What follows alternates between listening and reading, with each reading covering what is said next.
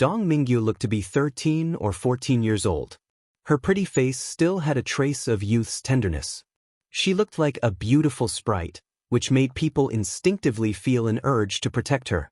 However, this seemingly innocent-looking girl was actually the Bloodkill Hall's most terrifying assassin, the divine daughter Dong Mingyu. People were simply dumbfounded, not daring to believe their eyes. Furthermore, Dong Mingyu said that the person that had given her her life was Chen. Although people had started to have suspicions a bit before, hearing this from her was shocking. This change was shockingly sudden. The Bloodkill Hall's divine daughter had actually betrayed the Bloodkill Hall and taken action at this critical juncture. Dong Mingyu cut her dagger across the Pill Fairy's forehead. Startled cries rang out as people thought that Dong Mingyu was going to kill the Pill Fairy. However, Dong Mingyu's dagger merely cut the Pill Fairy's skin without going deeper. A black rune appeared on the Pill Fairy's forehead and instantly spread throughout her face. "I've sealed your Yuan spirit. I won't kill you because he also has never truly tried to kill you. I'll spare your life, but if you try to use the power of your Yuan spirit, my killing god divine seal will shatter your Yuan spirit. At that time, you can't blame me." After placing her seal, Dong Mingyu slowly retracted her dagger. The Pill Fairy glared at Dong Mingyu. "You betrayed your god. Do you know the consequences?" Dong Mingyu had taken a few steps away from her, but she suddenly turned back and smiled at the Pill Fairy. "Of course I know. Back in the day, he took a poison arrow to the heart and still didn't kill me. From that time, my life was no longer my own. I'm willing to accept all my sins for him." Dong Mingyu took another step and vanished. When she reappeared, she was in front of the Blood Emperor. The figure of the killing god appeared within her manifestation, and her dagger blocked the Blood Emperor's attacks. "Big brother Chen, do you still remember me?" Dong Mingyu looked at Chen with her innocent eyes, full of warmth. "You?" Chen didn't even notice what had been happening outside his battle with the emperors. He had been completely focused, otherwise he would have died. Hence, for a girl to suddenly charge over and block the Blood Emperor made him jump. Examining her closely, he was lost. He didn't know this person, but there was something familiar about this girl's eyes. "Big brother, have you forgotten? In the eastern wastelands Qingzhou City, there was a bloody battle fought in the streets. There was a girl holding a doll crying," said Dong Mingyu. "It's you. But no, how could you have grown so much?" Chen immediately thought of that moment. At that time, he had known that the girl had been part of the assassins but hadn't killed her. He had allowed her concealed weapon to stab into his heart and let her go. Ziyan had been present at that time, and it was precisely because of that act of mercy that she had started feeling well toward him. However, Dong Mingyu's age didn't match the time that had passed. She should be around the same age as Chen's little sister, Long Xiaoyu. She should be 10 years old. "I was rewarded for injuring you at that time.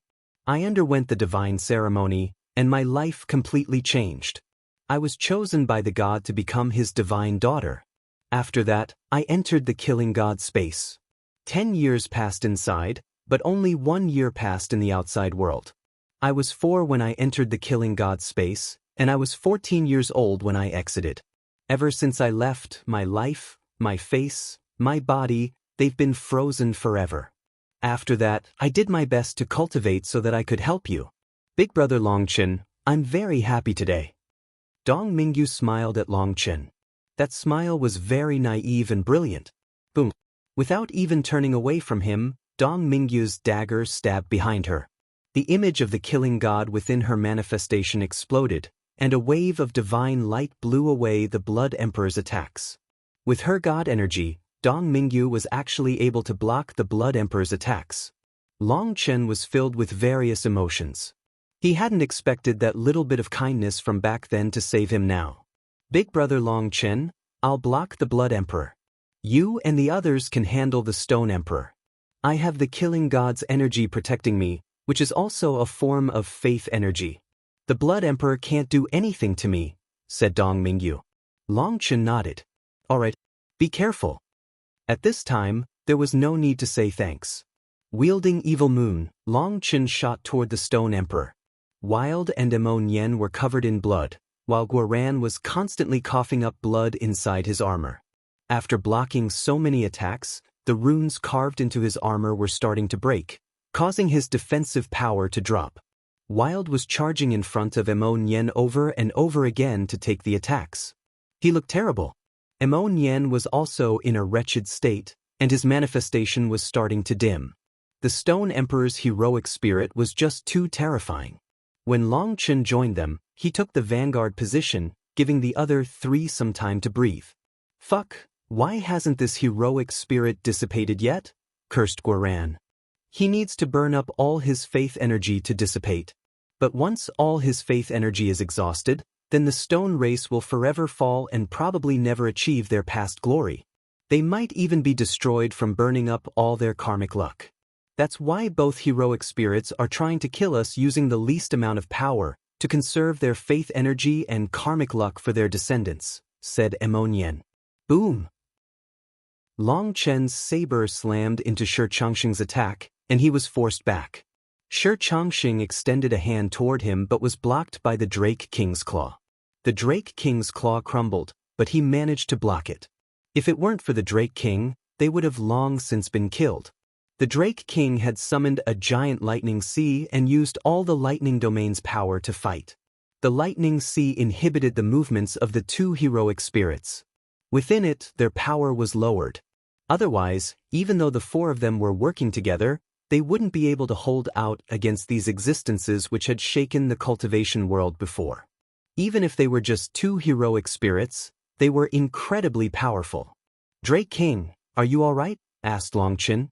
I'm fine, but the bad news is that these constant injuries are rapidly reducing the lightning domain's energy. I don't know how much longer I can last, answered the Drake King. All the lightning drakes within the lightning field had transformed into divine runes supporting the Drake King. Despite that, every collision caused its body to explode. Although it could immediately condense a new body, the lightning domain's energy was not limitless. Once too much of its energy was used up, its combat power would drop. Kill! Just as Chu Jianying was fighting against the leaders of the various large powers, and Long Chen was fighting against the heroic spirits of past emperors, Tian Xiezi, Kun Pingzi, and Dongfang Yuyang charged toward the Dragonblood Legion. At the same time, the armies of the Corrupt Path, the Ancient Races, the Ancient Family Alliance, the Stone Race, the Xian Beasts, Pill Valley, and the other powers also attacked, both the members of the current generation and the monsters of the elder generation. They had all witnessed just how powerful the Dragonblood Legion was. This time, they had to use their full force and bring the Dragonblood Legion down in one thunderous clash. That was the only way to reduce their casualties. Are you going? Beitang Rushuang looked at the distant Nangong Zuyu, and for the first time, took the initiative to speak to her spiritually. She wanted to see what Nangong Zuyu thought. All we need to do is block one, not kill them. The state of the continent is still unclear. We need dependability over all else. I'll block Dongfang Yuyang, you block Kunpingzi. After receiving Beitang Rushuang's message, Nangong Zuyu didn't hesitate any longer. A water current appeared around her, and she vanished. Boom! The space in front of Dongfang Yuyang suddenly exploded, with water chi bursting out. A silver waterfall crashed down from the heavens. In front of the waterfall was a peerlessly beautiful woman surrounded by mist and flying water droplets. Fairy Zhu, what do you think you're doing? Dongfang Yuyang's expression changed. Mr. Dongfang, the cycle of karma includes all things within this world. For you to target Long Chen like this, are you really not afraid of reaping bad karma? Asked Nangong Zuyu. Fairy Zhu, do you wish to help Long Chen? Dongfang Yuyang's expression was dark with fury. He was quite confident in his learning and talent. His cultivation base was also unrivaled. Hence, he was confident in being able to move any woman's heart. But he had run into a setback when it came to Nangong Zuyu and Beitang Rushuang. During the gathering of past and present heroes, Long Chen had just met them and they already began to circle around him. Most hateful of all, the two of them were clearly enemies, but just for Long Chen, they acted fine and at peace. He was actually full of hatred over that matter inside. Long Chen might not have targeted him specifically, But due to Nangong Zuyu and Beitang Rishuang, he felt a profound feeling of defeat. Long Chen had beaten him in the area he was most confident in. For Nangong Zuyu to actually stand against him now and become enemies with all the various large powers just because of Long Chen, the flames of jealousy were fanned within his heart. Since you refuse to differentiate between right and wrong, don't blame me.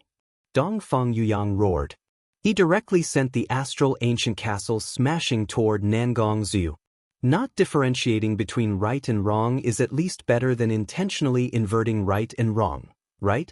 There's no need to say any more. I will not be letting you pass. Nangong Zuyu formed a hand seal. The waterfall behind her exploded into a giant water dragon. Boom! The water dragon crashed against the castle. Waves of water exploded through the air. 4 dragons converge, waves swallow the heavens. Nangong Zuyu formed more hand seals, and a giant sea condensed in the surrounding space. 4 water dragons shot toward Dongfang Yuyang along with giant waves. At this moment, Beitang Rishuang had also started hunting down Kuan Pingzi, her bow blazing with divine light. Moreover, her body was enveloped by divine flames, making her look like a war goddess. Her bow quivered, and arrows rained down upon Kuan Pingzi. Dongfang Yuyang and Kuan Pingzi had been blocked.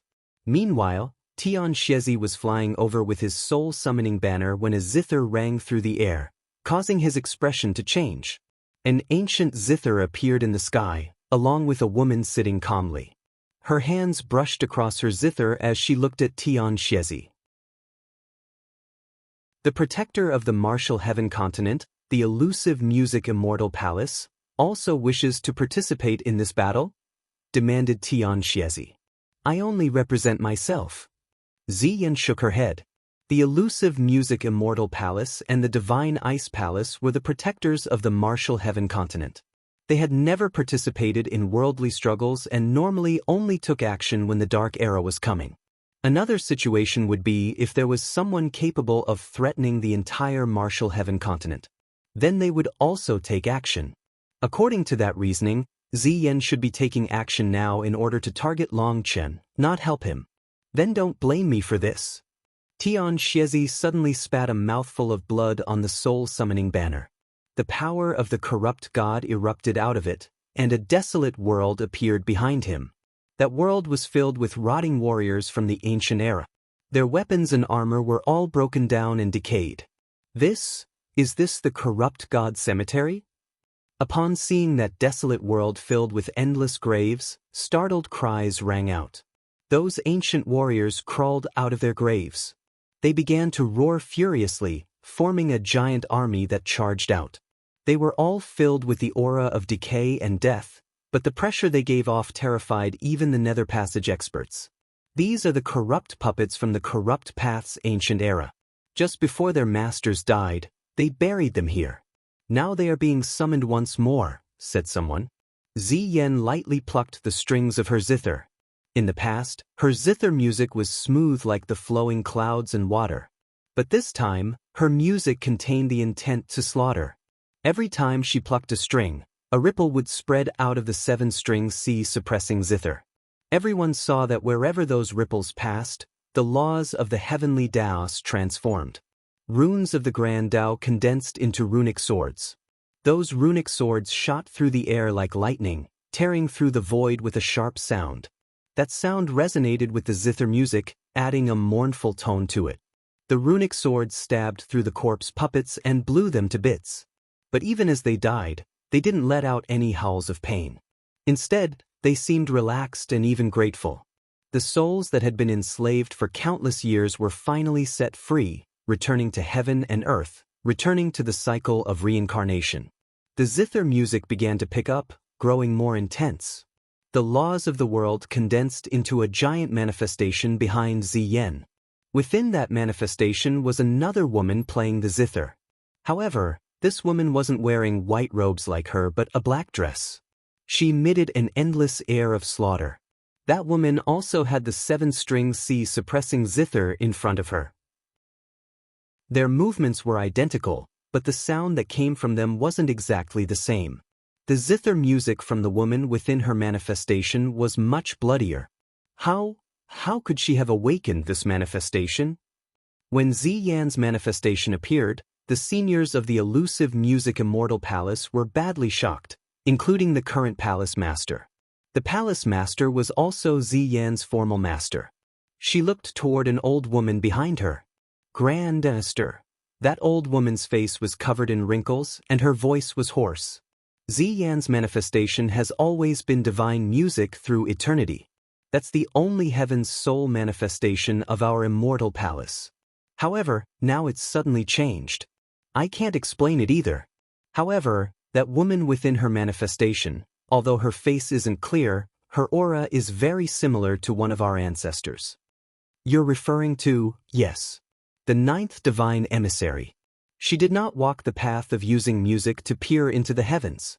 She is an existence that walked the path of slaughter. The old woman nodded, her expression a bit dark. The appearance of this manifestation was outside all their expectations. As the zither music played, the runic swords pierced through the air. When she plucked the zither strings, it was like she was drawing a bow shooting out the runic swords. The zither music followed the swords as they flew through the air, and the tempo grew faster and faster until it was a torrent of slaughter. The corpse puppets that Tian Shezi had summoned could be described as endless, but they couldn't keep up with Ziyan's attack. Tian Shezi was well and fully blocked. The peak geniuses had now been blocked. But the other experts of the various powers were still charging forward. The Stone Races and the Blood Emperor's family's experts were particularly crazy. Due to the appearance of their ancestral heroic spirits, their bodies were currently bathed in divine light, giving them even greater power. Kill them all. The Stone Race's leader was the first to arrive at the Dragonblood Legion. Their top experts, Long Chen, Emon Wild, and Guoran were currently fighting the Stone Emperor's heroic spirit. This was the Dragonblood Legion's weakest moment. Blood Emperor's descendants, use your weapons to reap their lives. Vengeance for the Emperor's daughter. Exterminate them, shouted the Shui family's head. Kill. The Shui family, the Stone Race, the Dongfang family, the Ancient Races, the Corrupt Path, the Ancient Family Alliance, the Shen Beasts, Pill Valley, all the experts of these powerful forces charged. This was their best chance to exterminate the Dragonblood Legion. You think you're capable of destroying the Dragonblood Legion? Guyang sneered. The Dragonblood Legion pulled back, contracting into their absolute defense formation. Ignorant brat, you'll pay the price for your actions today, shouted the Stone Race's leader. A giant fist image condensed in the air. The fist image had just finished condensing when the sound of a sword coming out of its sheath rang out. A streak of sword light sliced it in half. Yu Zifeng had returned. Long Chen didn't want him fighting the emperors, so he was back to defending this battlefield. Even the Stone Race's leader wasn't immune to his sword chi. Strong offense but weak defense. I can kill you like killing a chicken. The Stone Race's leader waved his hand, sending all the Stone Race's experts toward Yu Zifeng. Sword cultivators were weakest to multiple attacks from every angle. As long as one struck, it would be fatal. They had just started moving toward Yu Zifeng when willow branches exploded out of the void, transforming into millions of sharp swords that shot toward the Stone Race's experts. Lu Ruyan's branches were incredibly tough yet still as sharp as blades. The Stone Race's experts were quickly entangled by them. Anyone who ended up bound was trapped. Following that, wooden stakes flew over and pierced them through the head. Those wooden stakes had dark yellow runes on them, and when they stabbed into their heads, they instantly died. Those stakes were clearly made of wood, but they possessed metal energy. Even the Stone Race's terrifying defenses were unable to block them. Who's there? Raged the Stone Race's leader. He unleashed a punch, destroying the willow branches. Within the towering willow in front of them, there was a woman sitting lotus-style, wooden stakes growing out behind her. It was Chu Yao. Chu Yao's manifestation was active behind her, but Lu Ruyan's massive body covered it up. Others couldn't even tell that there was someone hiding within the tree. Her manifestation was of a flourishing world of greenery. There was a long river cutting the world in two. Endless life energy flowed out of it, life energy that could nourish all things, life energy that manifested the Tao of life. Her attacks were hidden within Lu Ruiyan's attacks. Their cooperation was seamless, and in an instant, hundreds of the Stone Race's experts were slain. There were all the main forces of the Stone Race, and their deaths infuriated their leader. He charged directly toward Chu Yao. Endless Wind Moon. He was halfway there when the space in front of him collapsed. An ear-piercing wind blade spun toward him wildly. Boom! The Stone Race's leader was badly shocked, and he unleashed a punch that destroyed the wind blade. He barely managed to notice the crack that appeared on his fist when he saw the wind blade transform into smaller wind blades that shot toward him. He then jumped. Runes covered his body and formed a powerful armor around him. Like iron striking iron, sparks exploded when those wind blades sliced against his armor. Many thin openings appeared in his body. The Stone Race's leader was horrified by this. It was his strongest defensive state. In that state he was unafraid of any weapons. When he had fought with the old man, the heaven-splitting blade had been able to cause some minor damage to his body. But now these wind blades had sliced him up badly. He turned and saw a white-robed woman standing in the sky. Endless wind blades spun behind her, unleashing a spatial-tearing sound. This woman was Tang Wan'er, who had immediately used one of her strongest attacks. The first wind blade was just bait, while the aftermath was the true killing blow. She had yet to fully master this technique, so she couldn't lock down her targets. If she couldn't bait someone into striking it head-on, it would be useless. Seeing that such a powerful move was unable to cause any real injury to the Stone Race's leader, Tang Wan'er didn't seem sad at all. She spread her hands, a wind blade condensing in each hand. These wind blades were different from before. The two ends curved in opposite directions like an S. They began to spin, and the wind blades behind her were sucked in like whales sucking in water. Cracks appeared in the space around the wind blades. The very laws of the world were being sliced apart. Tang Wan'er suddenly pressed the wind blades together, forming a shape. A black hole suddenly appeared in the air. Astral winds raged throughout the sky. The Stone Race's leader's expression completely changed. He didn't know what level of magical art this technique was, but he knew that if he was struck by it, he might lose his life. With a cold snort, he retreated, not wanting to face her directly. However, at that moment, he was shocked to find that he was bound by willow branches from above and golden wooden stakes from below. Wind Moon Slash. Just at this moment, Tang Wan'er's terrifying attack left her hands and slashed straight at the Stone Race's leader.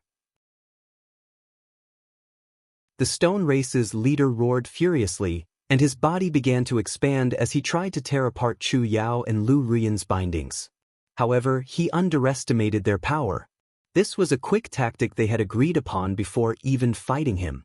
First, Yu Zifeng slowed him down, then Lu Ruiyan and Chu Yao shocked him, and then Tang Wan'er would draw his attention so that Lu Ruiyan and Chu Yao could bind him. Everything had gone smoothly.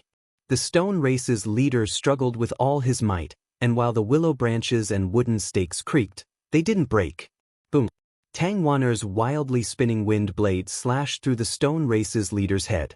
A black hole appeared in the void where his head had been. Chu Yao and Lu Ruiyan's bindings were sliced apart. Wind blades exploded, cutting apart the Stone Race's leader's body. His life and death had been decided in an instant. Heavens! Every expert was stunned by this. The Stone Race's leader was someone who stood at the peak of the current era, but he had been slain like this. Even the old man was startled. He had fought against the Stone Race leader previously and hadn't been able to beat him. Without risking his own life, the old man had no confidence in doing so. That was how powerful in existence the Stone Race's leader was. But Yu Zifeng, Lu Ruiyan, Chu Yao, and Tang Wan'er had managed to kill him very quickly. At this moment, the head of the Shui family arrived from the other direction. He held a water thorn in his hand, and a terrifying blood qi exploded out of him. The one facing him was a fairy who looked like she had walked out of a painting. She stood on Cloud's back. Meng qi was forming rapid seals. The void exploded and the world dimmed. One giant figure after another appeared in the sky. There were 10 magical beasts, all as large as mountains. There was a phoenix, a drake, a tortoise, a lightning beast, a swordbone wolf. All of them had auras that made people's hair stand on end. Peak 12th rank magical beasts. The head of the Shui family also jumped in horror. Those 10 magical beasts then opened their mouths at the same time, unleashing 10 attacks at the oncoming experts of the Shui family.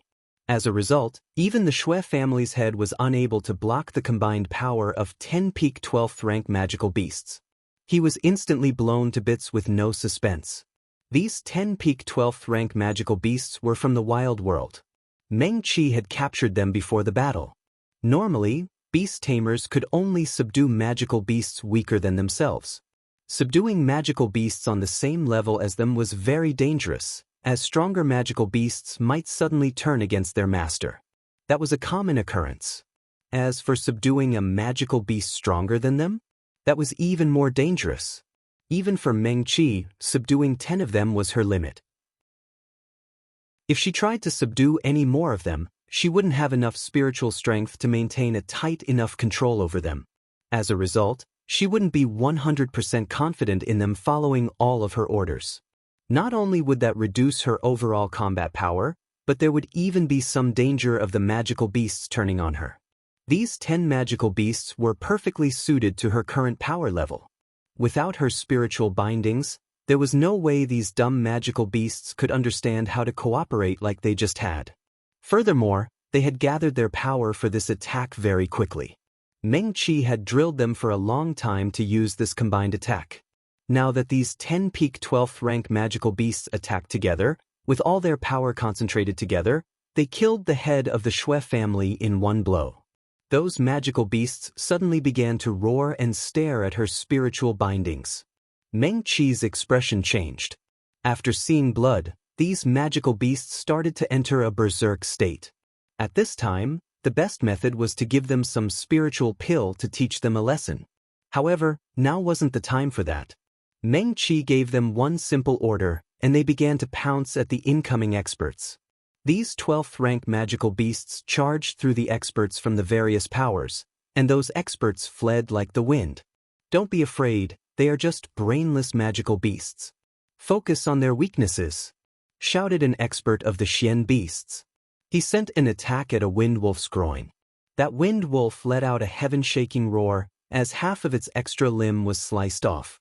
It slammed a paw to the sneak attacker, killing him, and then unleashed a wind sphere through its mouth that blasted through the enemies surrounding it. Although people fled in every direction, quite a few people didn't get away in time and were torn apart. After all, a peak 12th rank magical beast was an existence comparable to a 4th step nether passage expert. Their intelligence was low, but that didn't mean that their pure destructive power was low.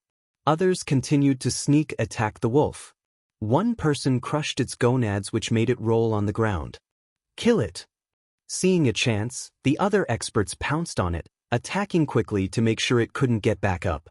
No, run! Shouted someone. That ancient race expert noticed that the wind wolf started to inflate. Boom! A huge explosion blasted away the surrounding experts. The wind wolf's detonation killed at least 10,000 experts. The remaining 9 magical beasts continued to crazily attack, but there were simply too many enemies, and their large bodies made it easy for others to attack their weak spots. Another 3 were quickly killed, but they also detonated themselves before dying, killing masses of people. With only 6 left, they were quickly targeted. The experts had grown smarter, focusing on long-range attacks. With only 6 of them remaining, Meng Qi was able to control them much easier. She formed rapid hand seals, controlling them in battle.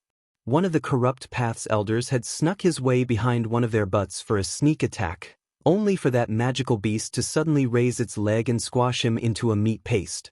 Kill that beast tamer! People began to shout and point at Meng Qi. With her controlling the magical beasts, it was very difficult to sneak attack them. Cloud, you can lead the warriors of the cloud chasing heaven-swallowing sparrow race. I have Ruyan's protection here.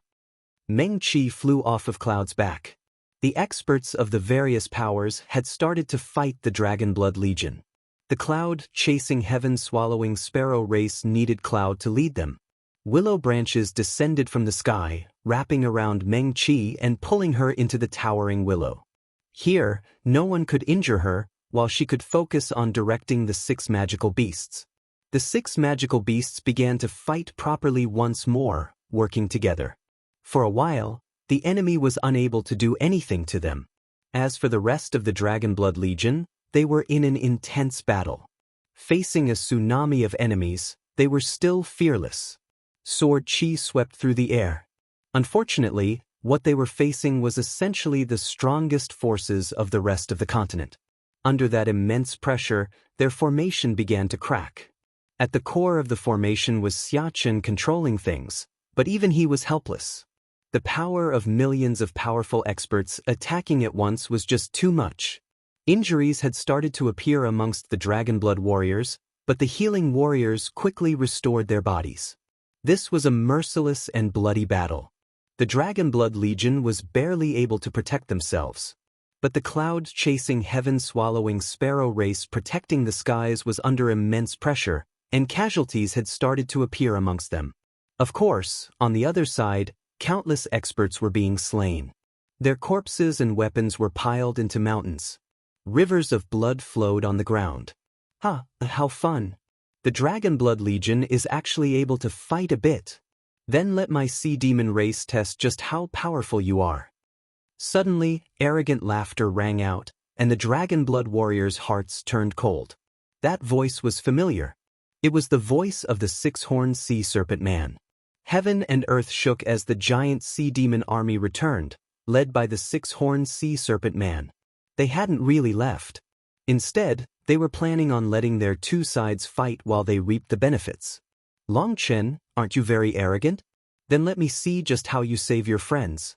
I'll make sure you personally watch as they die, sneered the 6-horned sea serpent man, his manifestation once more appearing. He unleashed a powerful punch that actually enveloped the entire Dragonblood Legion. Chu Yao and Lu Ruyan both had a bad feeling, and they joined forces to summon a giant wooden wall. As a result, that wooden wall was smashed to bits. The 6-horned sea serpent man's power was just too terrifying. Only Chen and Wild could contend against him. Boom! The 6-horned sea serpent man once more unleashed a punch, one that landed on the Dragonblood warriors' formation. Dozens of the warriors were blown back, coughing up blood, throwing the formation into chaos. Not good. Xia Chen's expression changed. With the formation broken, their enemies could charge in. They wouldn't give the Dragonblood Legion a chance to set the formation up again, and at that time, every warrior would be fighting for themselves. That would definitely result in many casualties. Starting today, the #1 legion of the Martial Heaven continent is history. The 6-horned sea serpent man laughed and raised his trident. It blazed with light, and he didn't give the Dragonblood Legion any breathing room. He charged in. Up in the sky, Chen's hair stood on end with rage. This bastard had actually returned. Since you want to die so badly, I'll help you out. Well, take my place. Chen clenched his teeth and suddenly left his battlefield. He raised a hand, and a giant flame lotus appeared. Sacred chanting began to ring out through heaven and earth. The Nirvana Scripture. Pill Valley's experts stared in shock as a giant flame lotus appeared in the sky.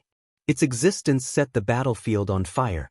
After that, stars began to appear on top of the flame lotus's petals. First 1, then 2, then 3. With every additional star, the flame lotus rumbled.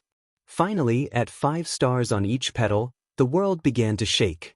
Dragonblood Legion, assemble the Dragonblood Empyrean formation, shouted Xia Chen. The Dragonblood warriors hastily pulled together, dragon marks appearing on their foreheads. After that, a layer of light condensed around them, the disciples of the heaven-splitting battle sect, the cloud-chasing heaven-swallowing sparrow race, and the Mo Gate. The 6-horned sea serpent man was pale. This attack from Chen had yet to come, and yet everything was already burning. Since you want to die so badly, I'll help you out. Chen's expression was malevolent. He had managed to upgrade the World Extermination Flame Lotus to 5 stars, but this was his current limit. If this attack was unleashed, then all life forms at the center of the battlefield would be erased. Although Xia Chen had his protective formation up, Chen was not sure that the formation could endure. However, if he didn't take action, then the entire Dragonblood Legion would be exterminated. At least this way there was some hope. He had to take the risk. The flame lotus raged and the heavens began to collapse. The huge flame lotus fell from the sky. This was truly a world-destroying blow. Chen, you have to be able to hold on. Long Chen's heart tightened. The six-horned sea serpent man let out a furious howl. With the other 5 peak experts of the sea demon race, he summoned a giant shield that protected them. By this point, running would only be turning their backs to the danger. Then they would definitely be annihilated. Just as the flame lotus was about to land on the ground, a giant hand caught it.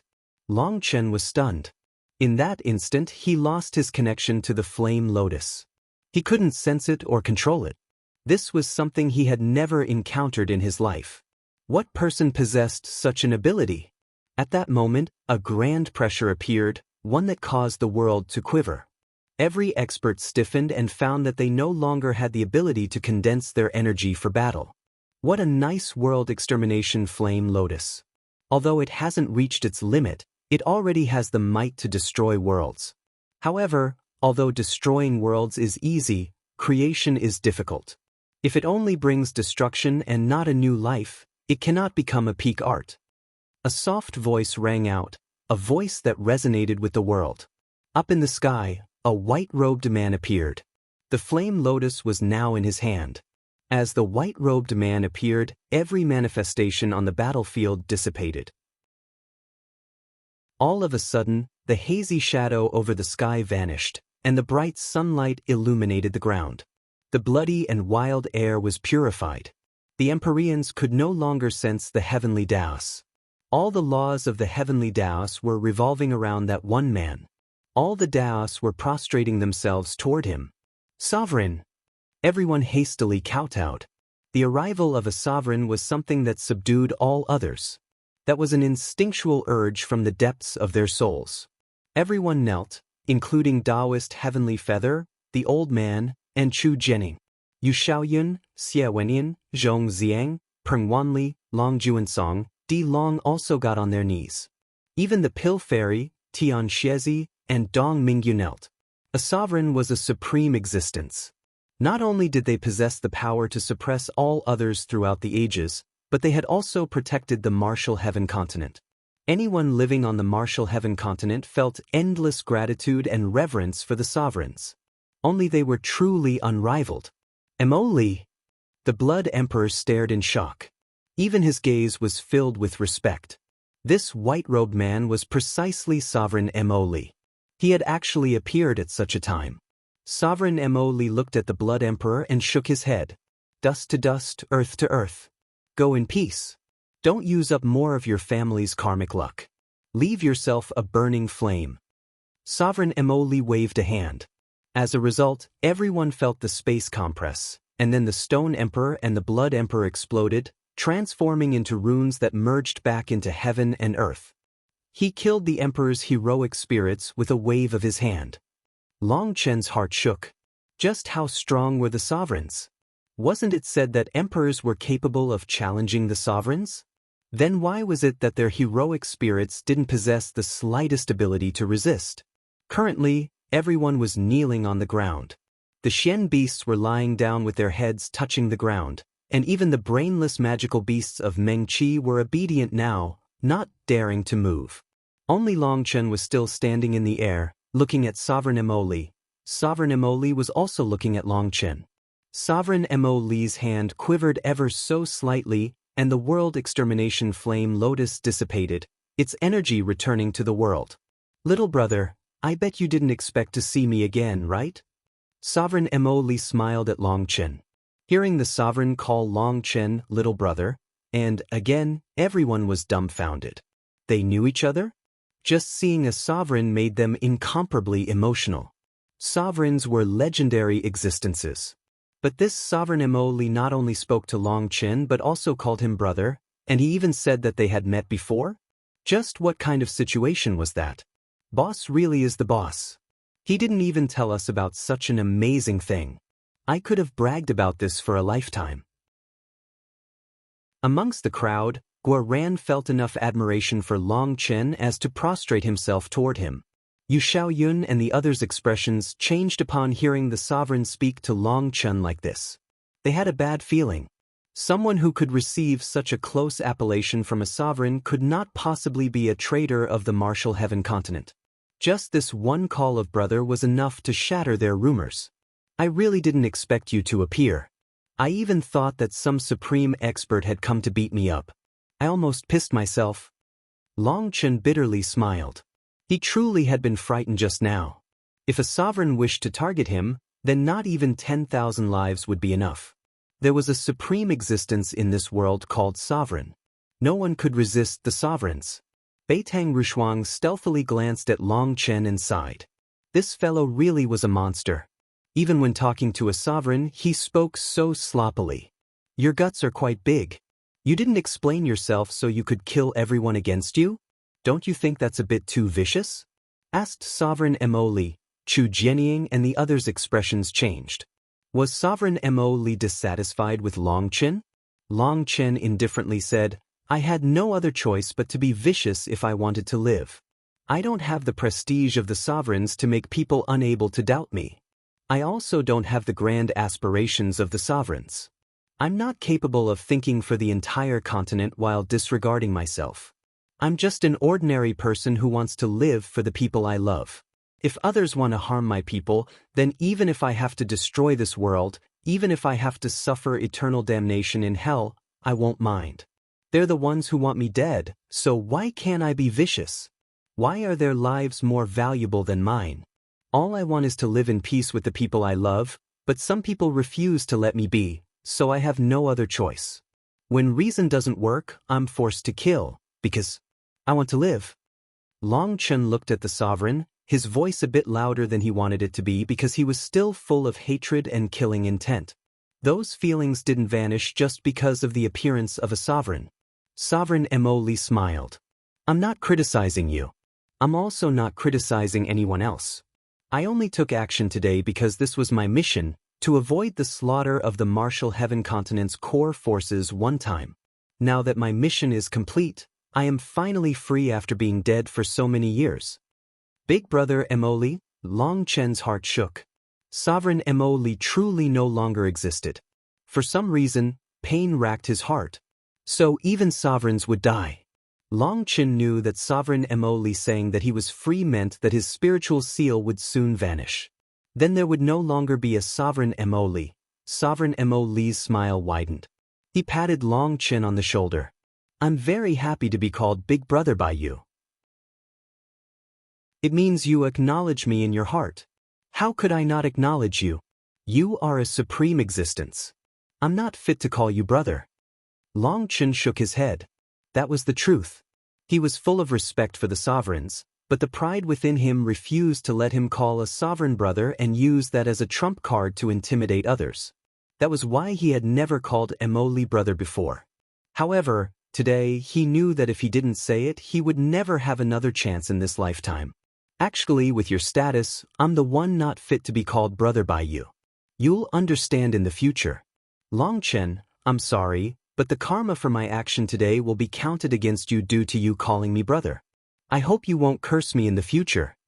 This time, Sovereign Mo Li didn't speak out loud, instead talking only to him spiritually. What? Long Chen's expression changed. He suddenly felt that he had been schemed against. You'll know the situation in the future, so I won't say any more in order to not accumulate more karma against you, said Sovereign Mo Li. Why would I have to bear this karma? You were the one who saved me. Although he didn't know what this karma was going to be, it was obvious it wouldn't be a good thing. Because I do not have one person close to me in this world. I have no family who called me brother. I'm already dead, and you are the only considered close to me in this world. So the heavenly Daos will naturally view you as my family and count this karma against you, said Sovereign Mo Li. Long Chen was feeling uncomfortable with this karma, but when Sovereign Mo Li said that Long Chen was his only family in this world, he felt sad. Even an existence as strong as a sovereign didn't have a single close friend or family. That had to be a lonely existence. Alright, to be able to call you big brother is worth it. I'll bear whatever karma there is, said Long Chen. Haha. I knew that you wouldn't mind. Little brother, the path ahead is rough. Be careful. Sovereign Mo Li patted Long Chen's shoulder, his expression one of great expectations. After saying that, Sovereign Mo Li looked through the crowd. When his gaze fell upon Taoist Heavenly Feather, he smiled. So it's a descendant of an old friend. You are Luo Xingxin's descendant, right? Sovereign Mo Li appeared in front of Taoist Heavenly Feather. Yes, Sovereign. Even with Taoist Heavenly Feather's cultivation base and position, she was nervous in front of a sovereign. She wanted to say something but she wasn't able to. As for everyone else, they were startled to hear that Taoist Heavenly Feather's ancestor had been one of Sovereign Mo Li's followers. The ice river stretched into the sky, and a sword fell amongst the stars. For Luo Xingxin to have a qualified successor is gratifying. Regretfully, a sword can slash through the stars, but it can't slash through the river of time. That old friend is gone, but the river still exists. I cannot help sighing. Sovereign Mo Li reached out and helped Taoist Heavenly Feather stand. Taoist Heavenly Feather didn't know what to say. She was too emotional. There's also Wu Xingyun's descendant. Sovereign Mo Li suddenly turned to the old man. This lowly disciple Wu Guangyuan greets Sovereign Mo Li. My ancestor is indeed Wu Xingyun, said the old man. Long Chen and the heaven-splitting battle sex disciples were all startled. They looked at the old man. He had never spoken about this origin. What are you looking at? All the ancestors' faces have been lost by me, so how could I bring it up? Raged the old man. Ah, a temper like a spring storm. You're the same as Wu Xingyun. Sovereign Mo Li laughed and also helped the old man stand. Old man, this is my big brother. In the future, let's properly discuss our seniority, called out Long Chen. The old man's expression immediately darkened.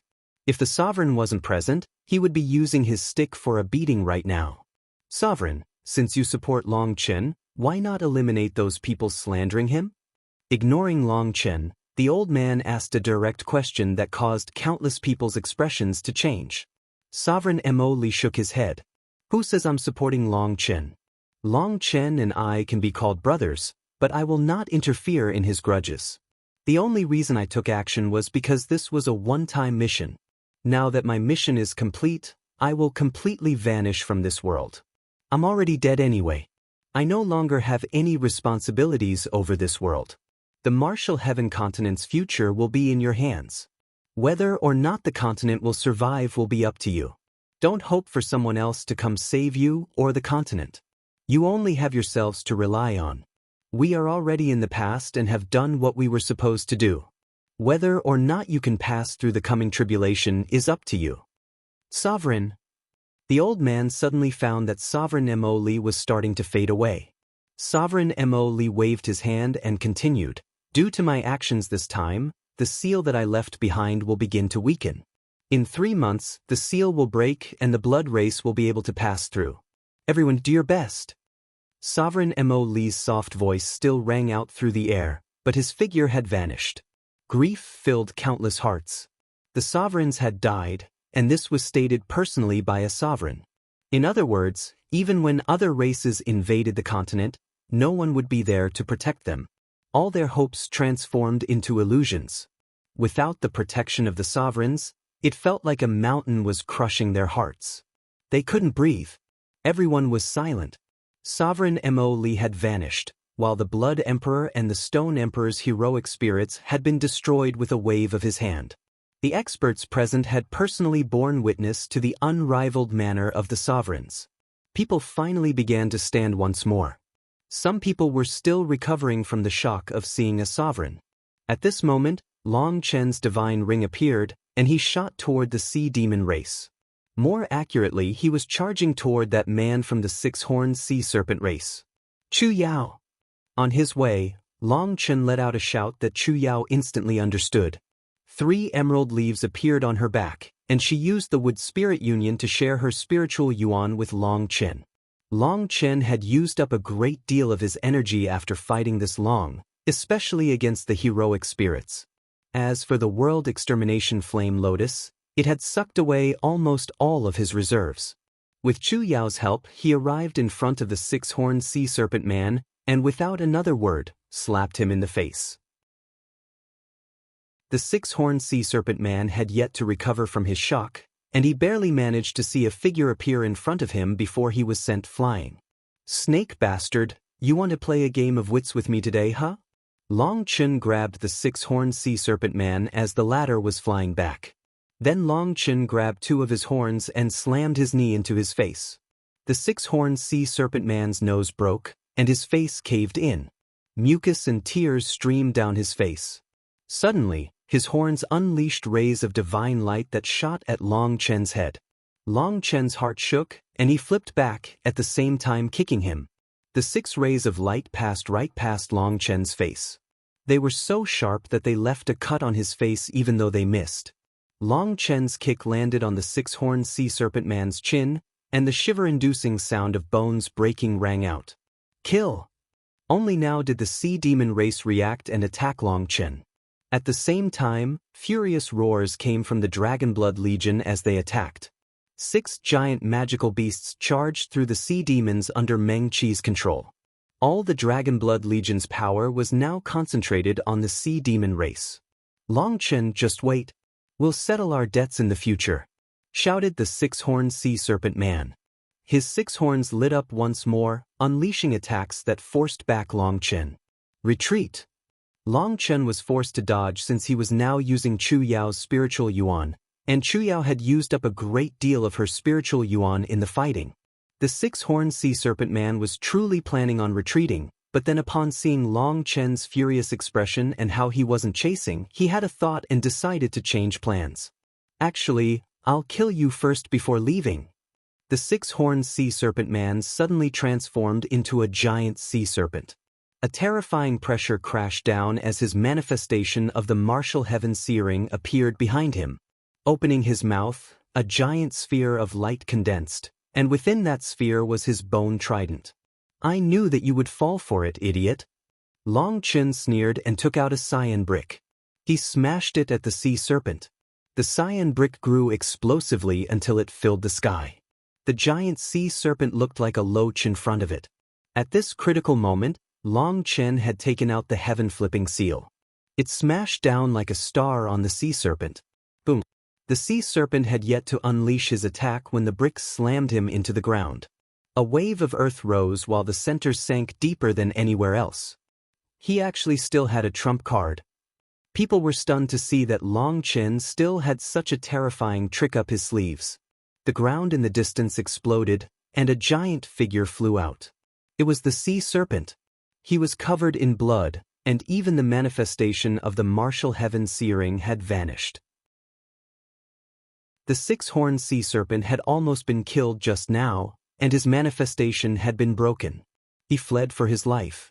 A streak of sword light slashed toward his head. Seeing him in such desperate straits, 3 other sea demons managed to get in the way of the sword light. They died, but the six-horned sea serpent managed to flee. Stop right there. Just at this moment, a giant figure jumped onto the six-horned sea serpent's back. No one had noticed where this giant had come from. It's Wild. Wild was a 300-meter giant, and his body was covered in blood and open wounds. However, his blood chi was still strong. Wild grabbed one of the six-horned sea serpent's horns and chomped down with his mouth. Wild chomped down, and that incredibly tough horn that not even Evil Moon had been able to sever had a giant chunk ripped out of it. Ah! The six-horned sea serpent let out a shriek. Those 6 horns were where his foundation lay. They were connected to his soul.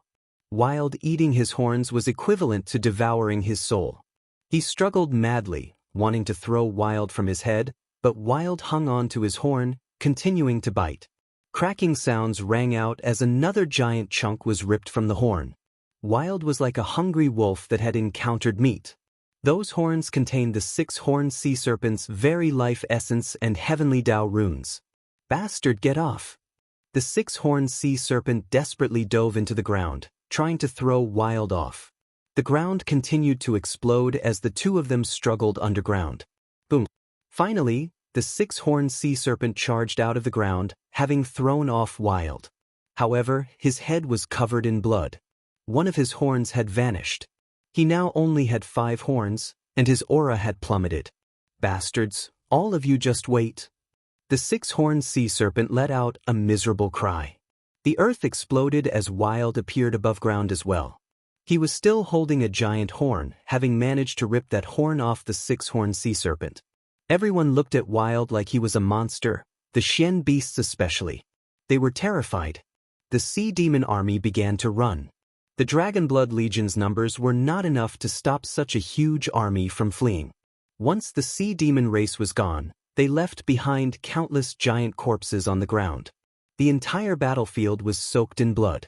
The sea demons had come ferociously and left dejectedly. In between those 2 moments, they left behind a land of corpses and brought away nothing. The sovereign is gone, and the sea demons have scrammed. It's time for us to settle our grudges. Chen suddenly turned to the experts of the various powers of the continent, his killing intent not having diminished at all. When he had been tied down by the emperors and the Dragonblood Legion had been besieged, the sea demon race had launched an attack, throwing the entire Dragonblood Legion into danger of being exterminated. Now that the crisis had passed, it was time to return to the original plan. Chen's eyes were full of icy killing intent. The experts of Pill Valley, the Corrupt Path, the Ancient Races, the Chen Beasts, and the Ancient Family Alliance all stared at him, their expressions changing. They hadn't expected Chen to be so brutal. Even now, he refused to stop. Chen, this is all a misunderstanding. Even a sovereign has come, so the misunderstanding has been resolved. There's no need to keep fighting amongst ourselves, said Nangong Zuyu. Yes, even the sovereign has said that his seal will break in 3 months. We can't keep killing ourselves. We have to join forces against the foreign enemies, said Beitang Rushuang. Both the Dragonblood Legion and their opponents were exhausted. If they continued to clash, there would definitely be horrendous casualties. Then the Martial Heaven Continent's core forces would be too damaged to face the Blood Race. If the Blood Race broke through, the continent would be doomed. Was I the one who started this fight? No, it was some idiots who constantly targeted me. Why should I stop? Why is it that when they were trying to kill me, they didn't think about joining forces for the continent's safety? Why do I have to cry a single tear for their deaths? Why do I have to care about the continent? If the sovereign hadn't appeared, many of my brothers would have died here. Don't talk about such sanctimonious things with me. I don't acknowledge them. All I know is that if someone tries to kill me, then I'll kill them. Hear me, Dragonblood Legion. Kill them to avenge our fallen brothers and sisters of the cloud, chasing heaven-swallowing sparrow race. Roared Chen. Kill! Chen went straight for Dong Fengyun. Dong Fengyuyang was already exhausted, and when Chen's saber landed on his silver shield, he coughed up a mouthful of blood. Dong Fengyuyang's expression suddenly changed. Runes lit up all over his body. After that, a dagger appeared in midair and cut across his neck. Blood splashed. Dong Fengyuyang's head flew through the air. The Bloodkill Hall's divine daughter Dong Mingyu had beheaded him. Before this, she had been blocking the Blood Emperor, so no one had seen her true killing blows. But now, they saw that even Dong Fengyuyang was unable to resist. However, just as Dong Fengyuyang's head flew through the air, his head and body began to fade away. A clone! Startled cries rang out and people looked around, only to see space twist in the distance. Dong Fengyuyang appeared there. A cut on his throat was still bleeding. Although he had managed to switch places with a fake at that moment, he was still terrified by Dong Mingyu. She had attacked without him being able to sense anything. Although he had reacted instantly, his head had almost been cut off. He was pale with fright. Dong Mingyu was truly worthy of being the Martial Heaven Continent's #1 assassin. Dong Mingyu's figure vanished. It was impossible to sense her existence. Dong Fengyuyang shivered and immediately summoned the astral ancient castle. He fled inside, afraid of this invisible killer. The feeling that his life might be taken away at any moment was unpleasant. Dong Fengyuyang had become a tortoise hiding in his shell, while the distant Kunpengzi suddenly had a bad feeling.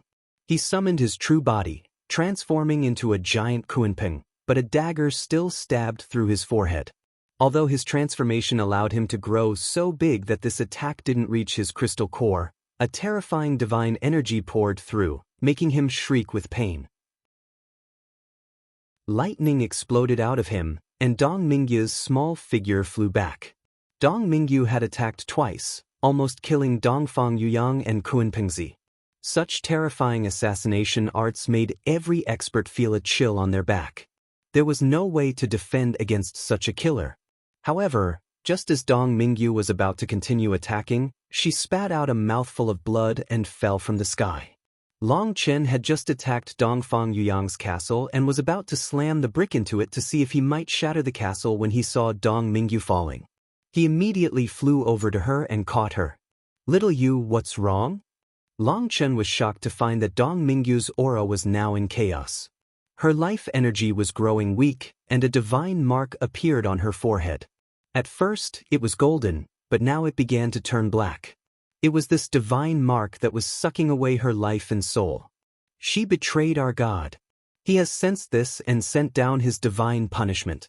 She will suffer the pain of 10,000 poisons devouring her soul and never reincarnate, shouted the Bloodkill Hall's Zhong Xiang hatefully.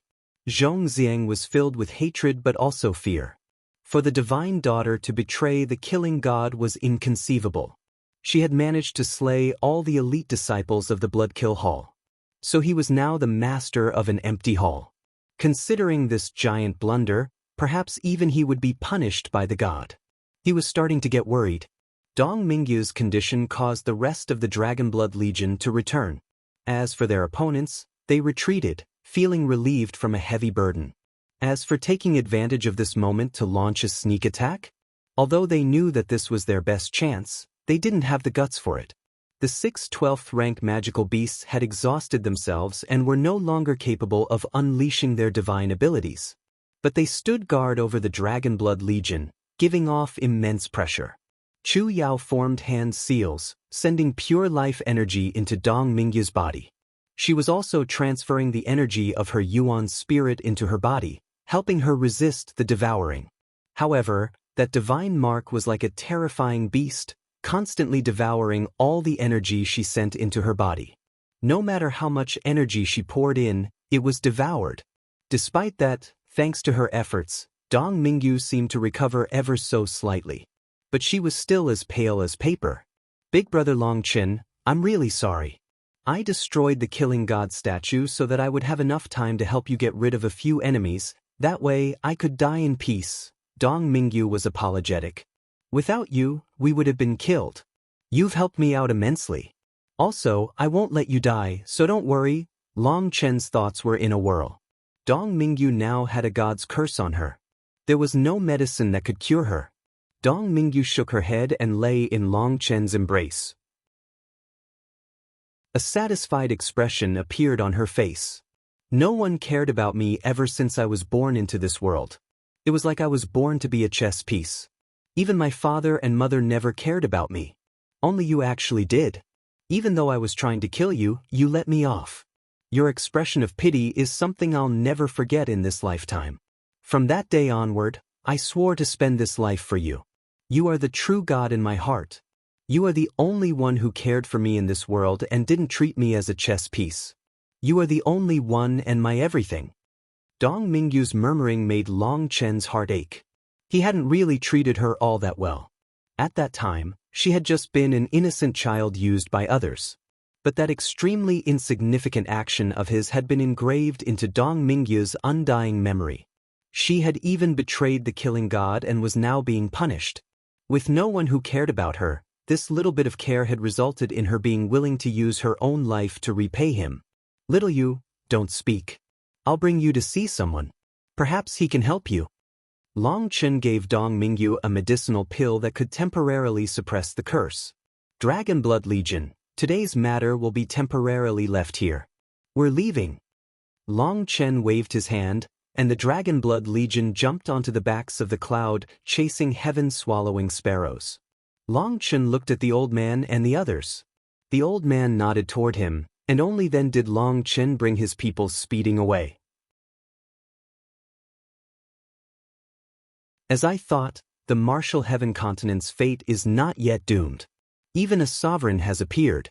All kinds of karma have been entangled, but there is still a seed of hope left for the martial heaven continent. The sovereign did not wish for a war between the people of the continent. Taoist Heavenly Feather smiled as she watched Long Chen and the others leave. Her words were heard by others, and their hearts shook. It seemed that according to Taoist Heavenly Feather, if they had really fought just now, the martial heaven continent would have been doomed. The sovereign had managed to prevent huge casualties from appearing, but Long Chen had refused to stop there. It was only when Dong Mingyu suffered the god's curse that Long Chen had no choice but to leave to help her. This battle hadn't seen its true end. However, just thinking about this battle gave people goosebumps. No one had thought that Long Chen and his Dragonblood Legion would be enough to contend against the entire world's heavenly geniuses. They also hadn't thought that Long Chen and the Dragonblood Legion possessed the power to destroy the world. Everyone had underestimated the Dragonblood Legion and Long Chen. If it weren't for Dong Mingyu, Long Chen would have led his Dragonblood Legion into a battle to the death. People could imagine just what that kind of conclusion that would result in. The majority of the continent's heavenly geniuses would have died here.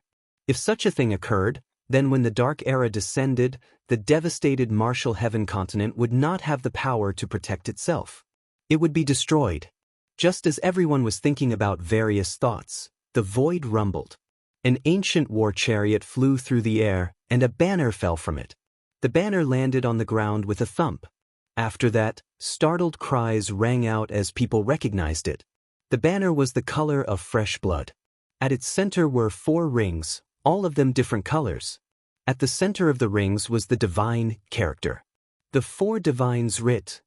It hasn't appeared in countless years. Now it's showing up again. Taoist Heavenly Feather sank into deep thought. Just as everyone was shocked, amongst the crowd, Di Long smiled oddly. Suddenly, one of the giant magical beast corpses on the battlefield moved, causing everyone to jump. That magical beast had been Meng Qi's house pet. Why was it moving again? In the next instant, the corpse vanished, revealing Wild. He had collected the corpse and was in the midst of cleaning up the battlefield. While the rest of the Dragonblood Legion had gone, he had stayed behind. There were too many corpses here. Long Chen had no time to tidy them up, so he left Wild to pick what he wanted. Wild walked up to one of the sea demon corpses and took a bite. He then spat it out. It seemed that it wasn't to his taste, and he went to pick some other sea demon corpses. "Put those down or I'll beat you to death." Just at this moment, the Xian beasts began to go through the battlefield as well, wanting to take the corpses of their fellow Xian beasts. Wild's demand infuriated them. He was viewing the corpses of their fellow Xian beasts as food. Wild let them go. They're only taking the corpses of their own people. They won't touch the sea demon corpses, called out the old man. He didn't want Wild to start another fight here. Wild didn't say anything further since the old man had spoken. There were plenty of sea demon corpses for him to pick from. He picked out those with the strongest physical bodies, always taking a bite first to test their blood qi. If they were strong, he would gather them, and if they weren't, he would toss them aside. The other experts began to go through the battlefield as well. Seeing their comrades dead, quite a few of them raged with killing intent. Many of their old friends no longer had a corpse to find. On the other hand, the Martial Heaven Alliance hadn't lost a single person. They had only used the Martial Heaven Virtue Tablet. As for the Dragonblood Legion, only a few hundred experts of the cloud-chasing heaven-swallowing sparrow race had died. The proportion of their losses was completely one-sided. The number losses amongst the heavenly geniuses of the junior generation as well as the old monsters of the senior generation numbered over 1 million. That was an incredibly tragic loss. Yu Xiaoyun and the others all had dark expressions. This battle had been a complete loss for them, while Long Chen had managed to soar. The black qi on the Pill Fairy's forehead had yet to scatter. The divine seal that Dong Mingyu had placed on her was still present, so she was still unable to use her power. If Dong Mingyu had not had mercy, the Pill Fairy would have died. That was the terror of an assassination. On the entire battlefield, Dong Mingyu was the most terrifying.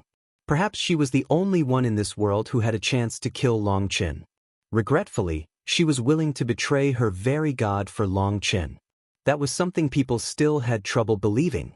However, they also knew that Dong Mingyu's death was just a matter of time. There was no one in this world who could break a god's curse. The price for betraying a god was a deadly one. Far off in the distance was a man with a giant die spinning behind him. He held a pile of dominoes in his hand. This person was the heir of the gambling heavenly Tao, Hu Feng. He smiled and put away the dominoes. I won the gamble. That really was a frightening battle. Hu Feng muttered to himself and vanished without a trace. No one on the battlefield noticed his existence. The various experts cleaned up the battlefield. Only the Martial Heaven Alliance's experts didn't need to do anything. That was because this battlefield didn't belong to them.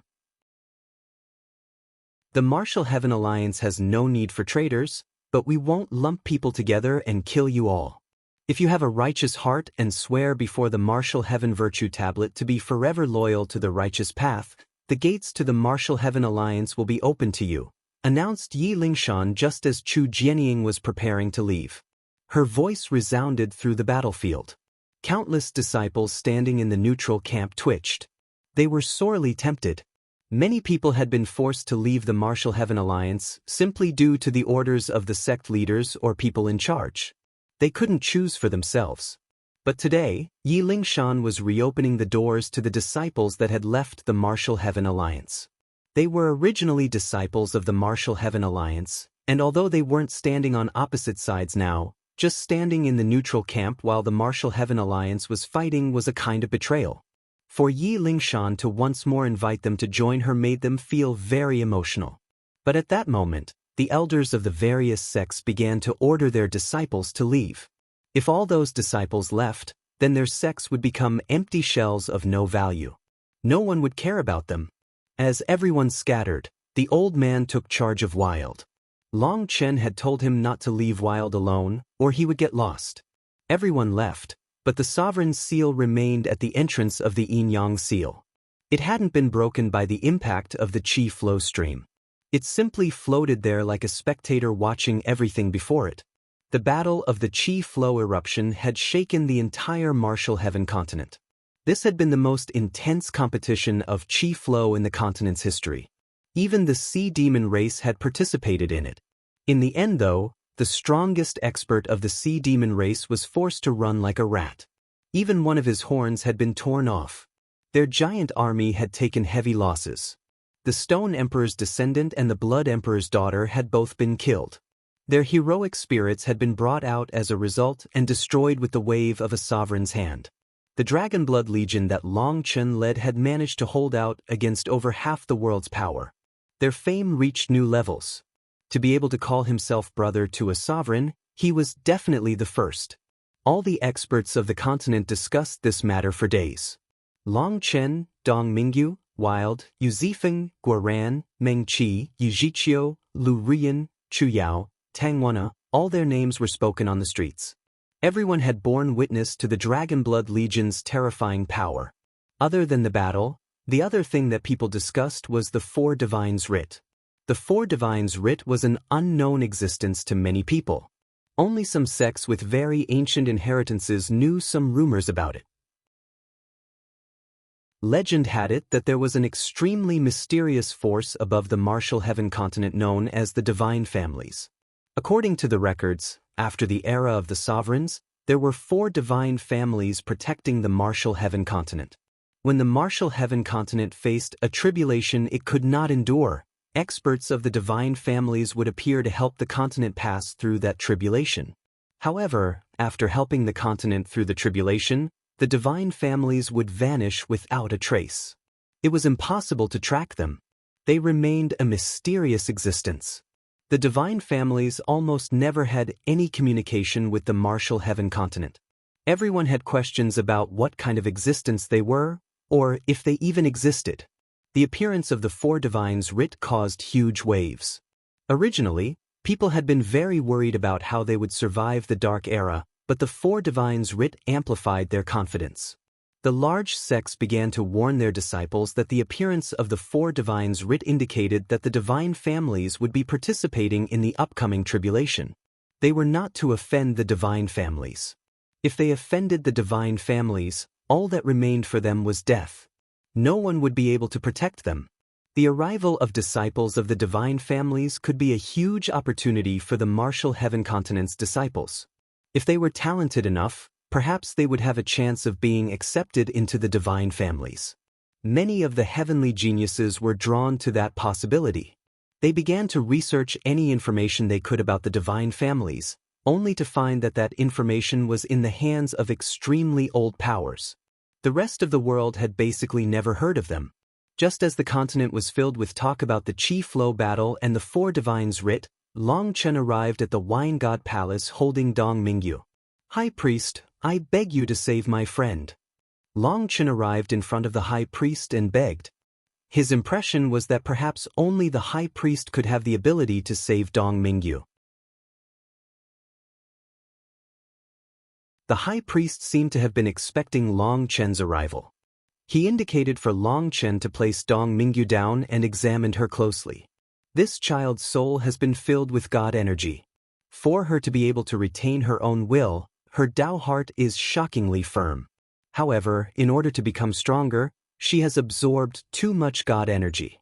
Now that she has betrayed her God, her divine punishment is even stronger. The High Priest took out a tiny jade bottle. From it, a single drop of liquid slowly flowed out and landed on Dong Mingyu's lips. Seeing that drop, Long Chen was greatly startled. That liquid was emitting extremely dense divine energy, making him feel very minuscule. The wine god left behind 10 drops of divine wine for us. Now there are only 3 drops left.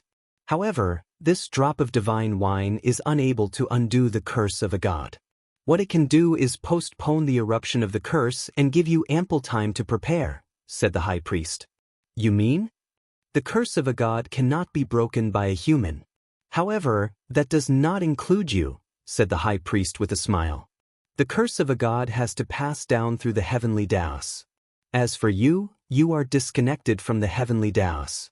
Do you understand? You mean that I should draw the curse into myself? Asked Long Chen. The High Priest nodded. The wine god's divine wine can suppress the curse and condense it into a ball. The best time to extract it will be 3 days from now. However, you should think this through. If you absorb the curse, it doesn't mean that you will be fine just because you aren't a disciple of the killing god and not within the scope of the heavenly Daos. Karma will always find you one day. There's nothing for me to think through. She could do this for me, so I won't hesitate to do the same for her. Long Chen gently brushed his hand against Dong Mingyu's tender cheek. Dong Mingyu was in a deep slumber. Her pale face was finally starting to redden, almost like someone who was flushed from drinking alcohol. It seemed that she was dreaming of something beautiful. He thought back to when he had first encountered her. A child that was 3 or 4 years old had managed to trick the killing god for him. Most people were good in this world. A single day of kindness might plant a seed in their hearts that could grow into a towering tree. Long Chen originally hated this world, but he had slowly come to realize that this world had many beautiful things worth protecting. Big brother, a tender voice rang out, and a girl in a green dress and 2 small braids framing her face ran in. She immediately threw herself into Long Chen's embrace. Big brother, you're back. I really missed you. This girl was Long Chen's little sister, Long Xiaoyu. Long Xiaoyu was already 10 years old and was as tall as Long Chen's waist. Her looks took after her mother, and while on the outside she looked ladylike, her lively eyes sold out her true nature. She was extremely mischievous just like Long Chen, making her parents constantly worry over her. Big brother also missed you. Aya, you grew up quickly. You're very pretty. Long Chen lifted up Long Xiaoyu, feeling a burst of emotion. When he had left the Phoenix Cry Empire, Long Xiaoyu had yet to be born. Now she was already 10. Who is this big sister? Long Xiaoyu curiously looked at Dong Mingyu. She is. Long Chen was about to explain to Long Xiaoyu when Dong Mingyu slowly opened her eyes. Upon seeing the High Priest nearby, her expression changed and she instinctively recoiled, a dagger appearing in her hand.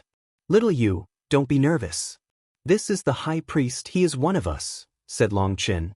As an assassin, Dong Mingyu's sense of danger was extremely sharp. Only once Long Chen explained did she put away her dagger. Long Chen held her hand. Don't be nervous. From now on, you are no longer an assassin of the Bloodkill Hall but a member of the Dragon Blood Legion. Hurry and thank the High Priest. He was the one who helped suppress the curse. No need for thanks. You can chat first. I'll take my leave. The High Priest smiled and left. Long Chen knew the High Priest was doing this to avoid arousing suspicion. Long Xiaoyu curiously looked at Dong Mingyu. Big sister, you look very powerful. Can you teach me how to fight? Upon seeing Dong Mingyu, who was taller than her, Long Xiaoyu sensed something amazing about her. Although Long Xiaoyu was a novice at cultivation, she felt Dong Mingyu to be extraordinary. Foolish girl, what's there to learn about fighting? In the Wine God Palace, who are you planning on fighting? Mom or Dad? Demanded Long Chen. This girl was always thinking strange things. Dong Mingyu, let me introduce you to my little sister, Long Xiaoyu. It's really coincidental, you both have a U in your names. In an instant, Long Xiaoyu began to act very familiar with Dong Mingyu, holding her hand and calling her big sister Yu, saying that she wanted to go play with her. However, Long Chen knew that this girl was definitely up to something. When no one else was around, she would definitely ask Dong Mingyu to teach her a few things. Dong Mingyu was an assassin. When she made her move, people's lives would cease to exist. Long Xiaoyu couldn't just randomly learn her skills. Long Chen shooed her away, telling her to bring news to their parents to prepare dinner. Only then did Long Xiaoyu run off. Once she was gone, Dong Mingyu sighed as if relieved of a heavy burden. You're very tense. Long Chen looked at Dong Mingyu and smiled comfortingly. She was very nervous to be in such close proximity with Long Xiaoyu. That was related to her profession as an assassin. An assassin could not trust anyone, nor could they allow anyone to approach them, not even the weakest existence. Perhaps in this world, the only one who could lower Dong Mingyu's guard was Long Chen. Everyone else, including someone as weak as Long Xiaoyu, would make her tense. Let's go for a walk. Long Chen brought Dong Mingyu out of the High Priest's residence. The Wine God Palace was still as beautiful as ever.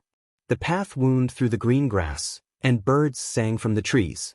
Big brother Long Chen, have I made things hard on you? Dong Mingyu was apologetic. What are you talking about? This is a habit of your profession. You'll slowly get used to the change. You'll find that the people beside you will make you feel safe and warm in the future, said Long Chen.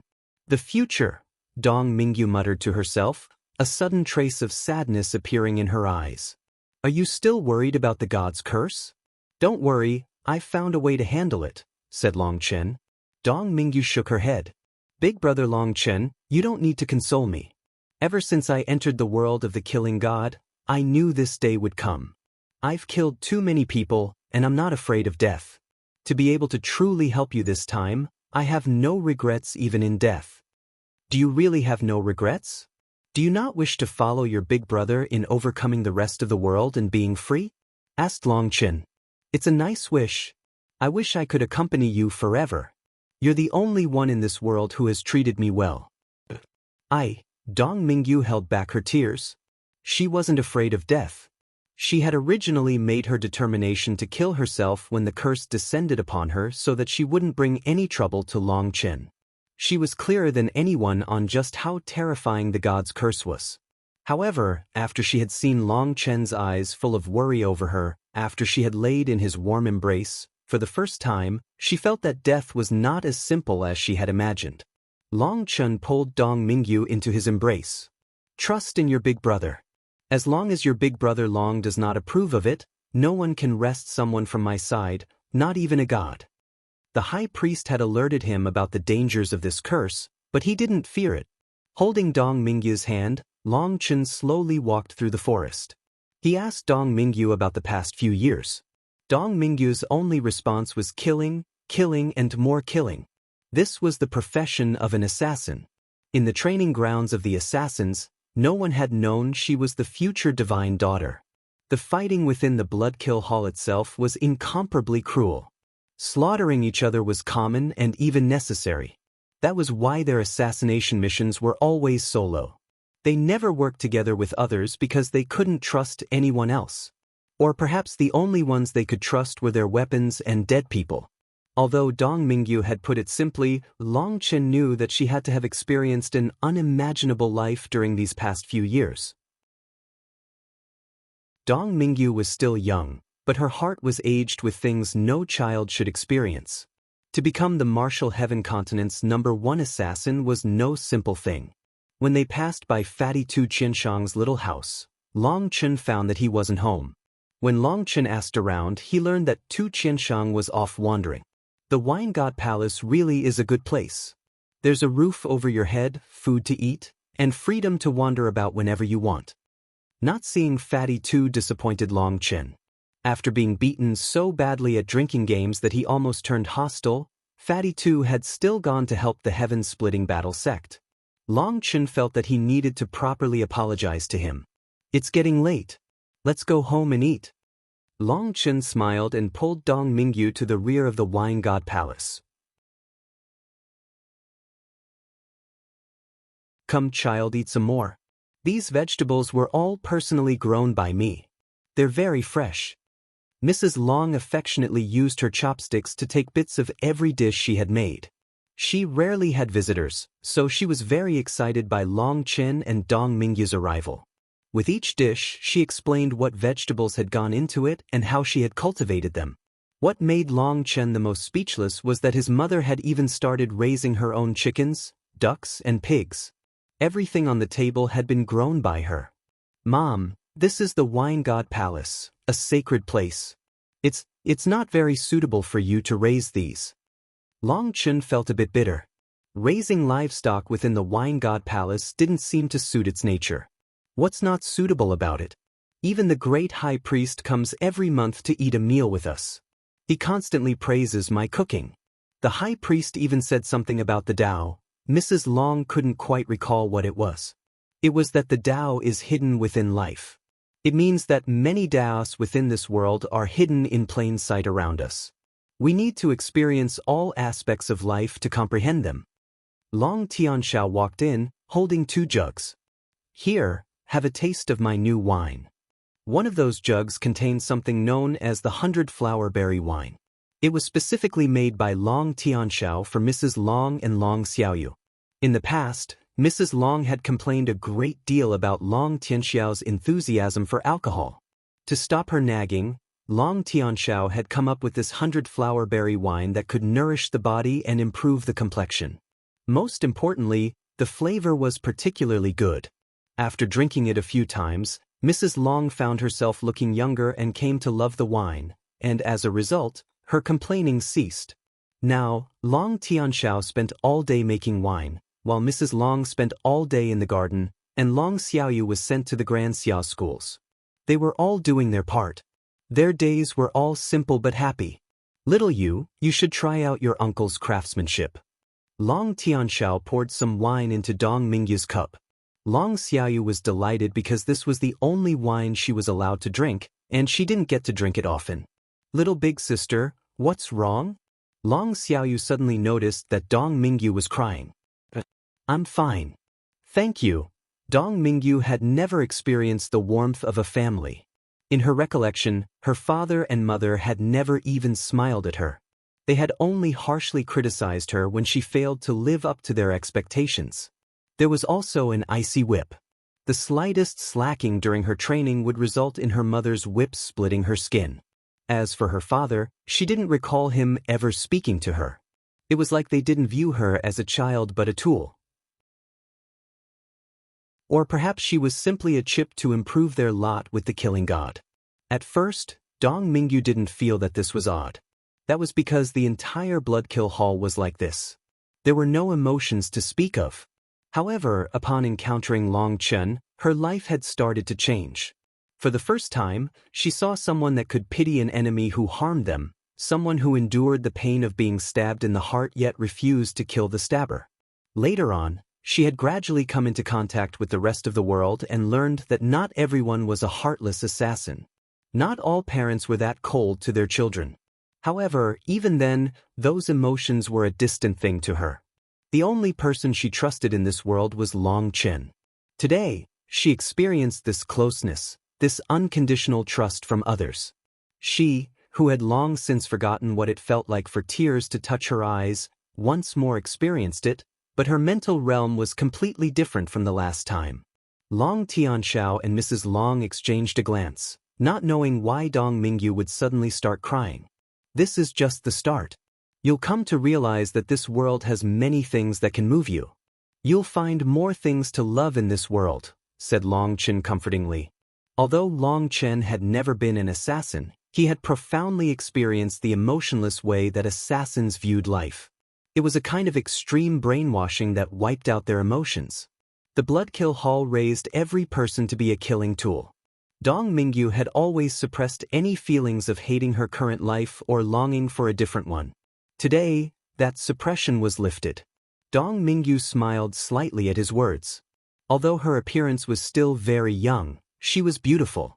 After eating, Dong Mingyu gradually grew accustomed to this atmosphere.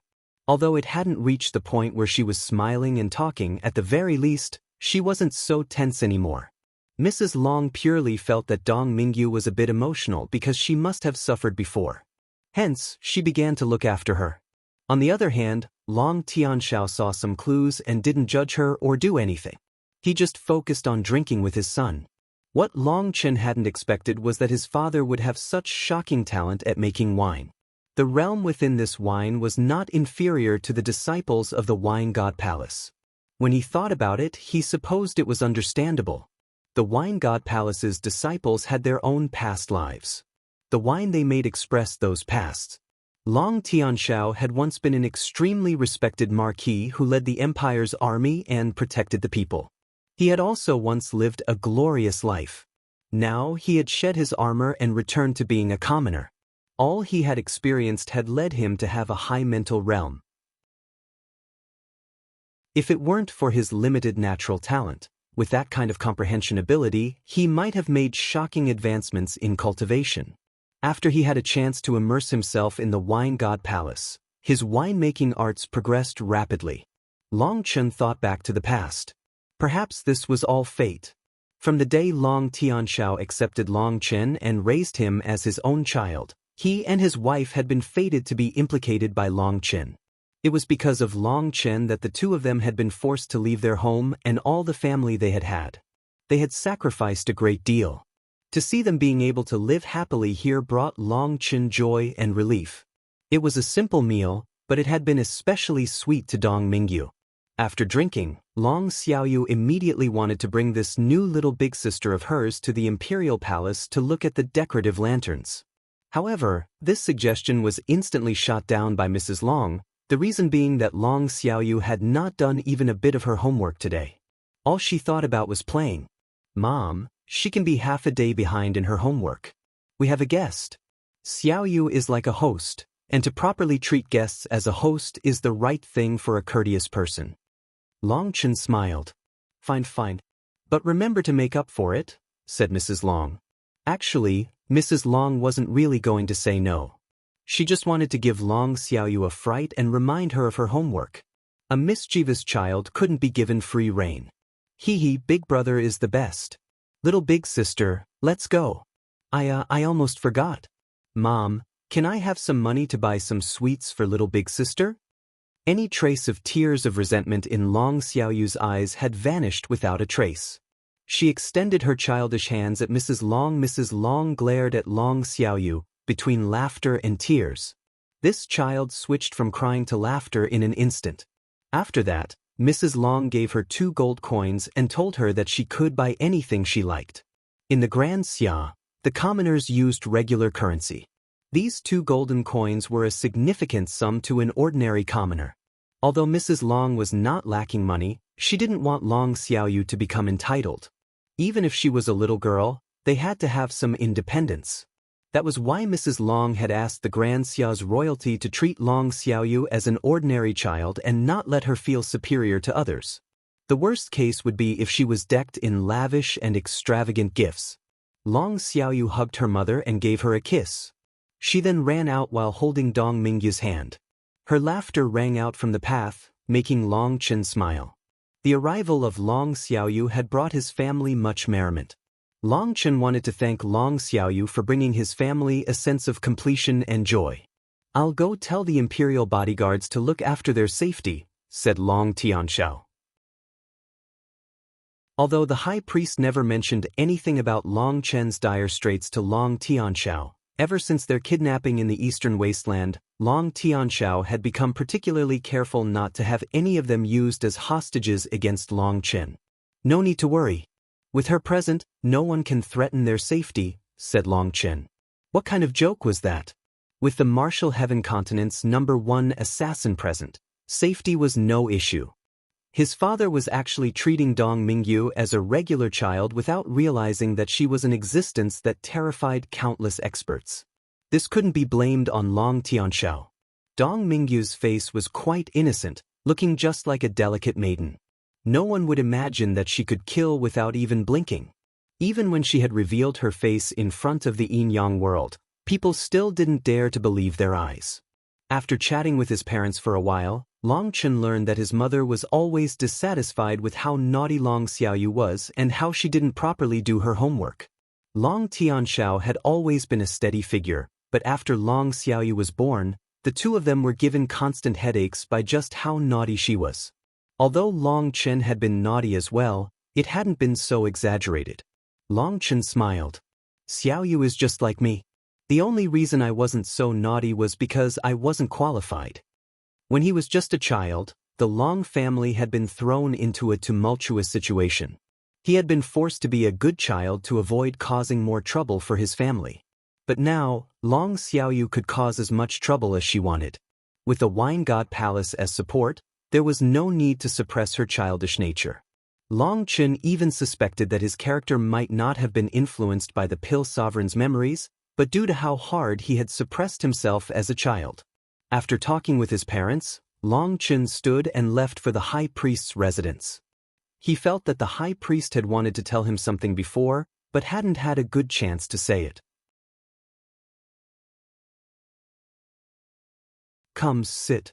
When Long Chen arrived, the high priest had prepared the wine. In the Wine God Palace, there had to be wine for treating guests. It was just like tea in the rest of the world. Long Chen Saturday, "High priest, it seemed that you had some advice for this little one before?" The high priest smiled and shook his hand. "I wouldn't call it advice. There are just some things I should inform you about. With the young lady from the Bloodkill Hall present, it wasn't convenient for me to say anything, so I left it until now. This relates to how you should extract the divine seed. You can test it out yourself." The high priest handed Long Chen a strip of beast hide, but before Long Chen could read it, the high priest continued, "Did you know? Just as you left the battlefield, the 4 Divines' Writ came down." "The 4 Divines' Writ? What is that?" asked Long Chen. The 4 Divines' Writ is a symbol of the divine family's communication. Counting this time, it has only appeared 3 times throughout history, said the high priest. "Divine families? As in families of all gods?" Long Chen jumped in shock. The high priest shook his head. "No, the divine families have nothing to do with gods. The divine aspect is merely a respectful way to refer to their position." Only then did Long Chen feel a bit better. If there were entire families of gods, then they would definitely exceed his current understanding. The high priest continued, "The divine families are actually an extremely ancient race called the Immemorial Spirit Race. It is said that they have preserved the human race's purest, most original bloodline. They have the talent to innately awaken their spirit blood as soon as they are born." "They are born Empyreans with awakened bloodlines?" exclaimed Long Chen. "No, not all of them are Empyreans. They are simply born with the spirit blood that allows them to awaken their manifestation. Others have to awaken their manifestation step by step, and they stimulate their bloodline at the end to form a resonance with their manifestation. In the cultivation world, there is something called essence and function. The manifestation is function, while spirit blood is essence. Only once you have the essence can you have the function. But for most of us, we have to use the function to slowly awaken our essence. That is because our bloodlines are no longer pure. But the immemorial spirit races, people have their spirit blood naturally woken. As long as they are not lazy, At least half of them end up becoming Empyreans with awakened manifestations. They're that powerful?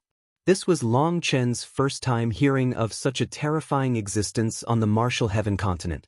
Wasn't this too exaggerated? Others had to cultivate with their lives on the line, while for them, as long as they weren't lazy, they could reach the same level. Long Chen, do you know the prerequisites to become a sovereign? Asked the high priest. Long Chen shook his head. The spirit blood is the guide, the spirit root is the seed, and the spirit bone is the foundation. When all three are together, the Tao will manifest within the body and cause the heavens to acknowledge them. That is a sovereign, said the high priest profoundly. I'm not interested. I don't have any of that. Long Chen shrugged. Although he had been prepared for that, he was still irritated. He had originally had those requirements, but they had been stolen by someone. Even now, he didn't know who had done it. The high priest nodded. Spirit blood is only the simplest requirement and the guide. The real problems are the spirit root and spirit bone. That is also often called the root bone by others. The spirit root is something you know. It is categorized into 5 ranks on the Martial Heaven continent, the lowest being bronze and the highest being violet gold. Toward the later stages of cultivation, the spirit root is mostly ignored. As for the spirit bone, it is not used for appraising the talent of a genius. These two things don't have much use before the spirit blood awakens. But after it, it can nourish the spirit root and spirit bone, opening up the path of a true expert. However, the immemorial spirit race is born with their spirit blood awakened. They are born with their spirit blood nourishing their spirit root and spirit bone. So you should prepare yourself. The experts of the immemorial spirit race are very powerful. Just what is this immemorial spirit race? Asked Long Chen, still confused. Why would the divine families suddenly appear out of nowhere? They are called the protectors of the entire world. They had countless glorious achievements, but after the first dark era descended, they were heavily injured and retreated to look after themselves.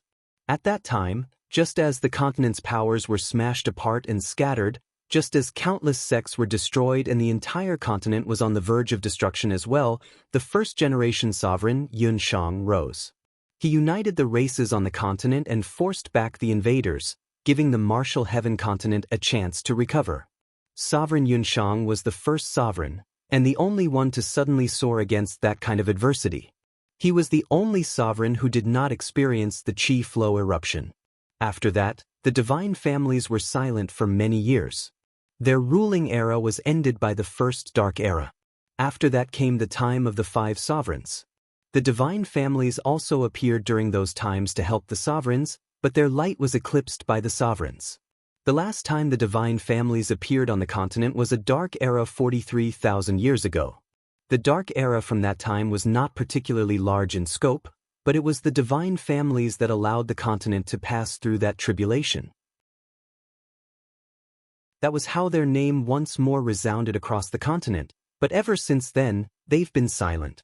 For them to come out now while there is still no clear candidate for the next sovereign indicates that the divine families might be leading the upcoming battles in the Dark Era. I explain this to you so that you understand what the divine families are. If your light is too bright, you'll draw their attention. Long Chen was silent for a moment. They want to lead the upcoming battles? To tell the truth, I look forward to that.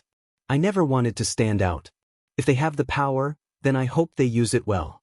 If they need to cooperate with me, since they are a part of the Martial Heaven continent, we can naturally work together for the continent. But if they start to play with me, then sorry, I don't care if they're the divine families or the ghost families.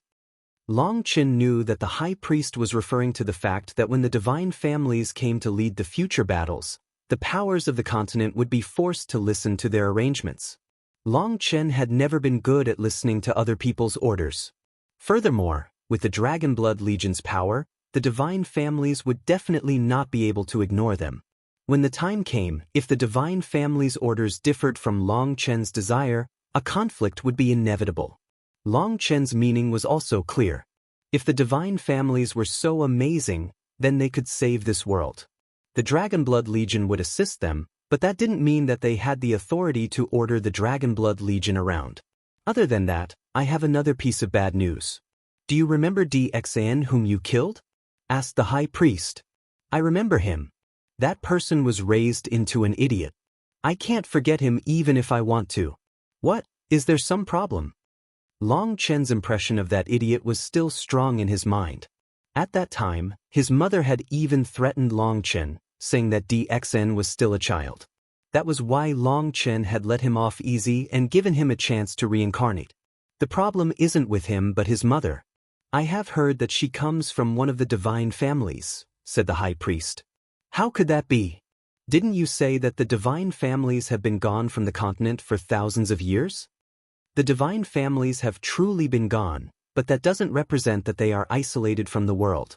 Don't you think it's curious how Di Long could be publicly scorned, insulted, and cursed by his wife with him only being able to accept it silently? There's also the fact that Emo Gate was so powerful back in the day. With a pair of sages, just as they were about to reach an unprecedented era, they were destroyed overnight. Some things simply cannot be said, but if you think about it, it's not impossible to notice the answers, said the high priest profoundly. Long Chen's heart pounded wildly. To put it like this, the D family had been supported by the divine families. As for Mo Gate, it had been destroyed precisely because of the divine families. Long Chen suddenly understood why when he asked Mo Nian if he wanted to reclaim the ancient family alliance for Mo Gate, Mo Nian always shook his head. Long Chen had always thought it was simply because Mo Nian was too lazy and liked his freedom, but in reality he must have known that the divine families were related to the destruction of his clan. His enemies were far too powerful, so powerful that he didn't even have the courage to get revenge against them. Just what were the divine families thinking? If they were the protectors of the continent, they should be fighting openly and honorably. Why would they do something so petty in the dark? Why would they interfere in personal enmities between families? Was it just to control the ancient family alliance? Just what would their goal be in that? The high priest hadn't actually said much about this matter, but it was enough to raise Long Chen's guard. The waters of the martial heaven continent were truly deep, frighteningly deep. If the ancient family alliance had such powerful secret supporters, then what about the other powers of the continent? The Xian beasts? Pill Valley? Long Chen's gaze gradually grew cold. It didn't matter how complicated the power structure of the continent was. It had nothing to do with him. If someone provoked him, he would kill them. That was all. After Long Chen left the high priest's residence, he found that Long Xiaoyu and Dong Mingyu had yet to return. Today was actually the Lantern Festival of the Grand Xia, the biggest celebration for the commoners. The entire capital was lit up in beautiful colored lanterns, while many young men and women were out playing until the sun rose. By staying awake as dawn broke, it symbolized the blessing of good luck. Seeing Long Chen return, Mrs. Long put a blue scarf on his neck. Mom, it's not cold. Why do I have to wear a scarf? With my current constitution, it's not even possible for me to get a chill, said Long Chen laughingly. Just wear it. This scarf is actually for Xiaoyu, but I haven't put a scarf on you in so long. I want to try to find that old feeling again. Mrs. Long carefully wrapped the scarf all around Long Chen's neck. She then tidied up his hair and nodded. Only then did she let him leave. When Long Chen walked out, he saw Long Tianxiao's back facing him, his shoulders trembling, most likely from laughter. Long Chen also laughed. Leaving the Wine God Palace, Long Chen went to the Imperial Palace. As a result, he had barely gotten anywhere before two young ladies holding hands saw Long Chen. Their eyes lit up and they walked over to him. Long Chen was startled as he didn't know these two people. He looked around but didn't see anyone else. The two of them were definitely coming toward him. Ladies, Long Chen was about to speak when one of them stuck a small cotton ball to his scarf. The cotton ball was pink, representing the heart. There were some small barbs that kept it attached to his scarf. If he tore it off, it would rip out some strands from his scarf. This? Long Chen was lost. These two women looked like proper ladies, but they actually liked to mess around with people like this. Before he could finish speaking, the other one also stuck a cotton ball to his scarf. After finishing, the two women blushed and ran off, leaving behind only their tinkling laughter. Something seems off.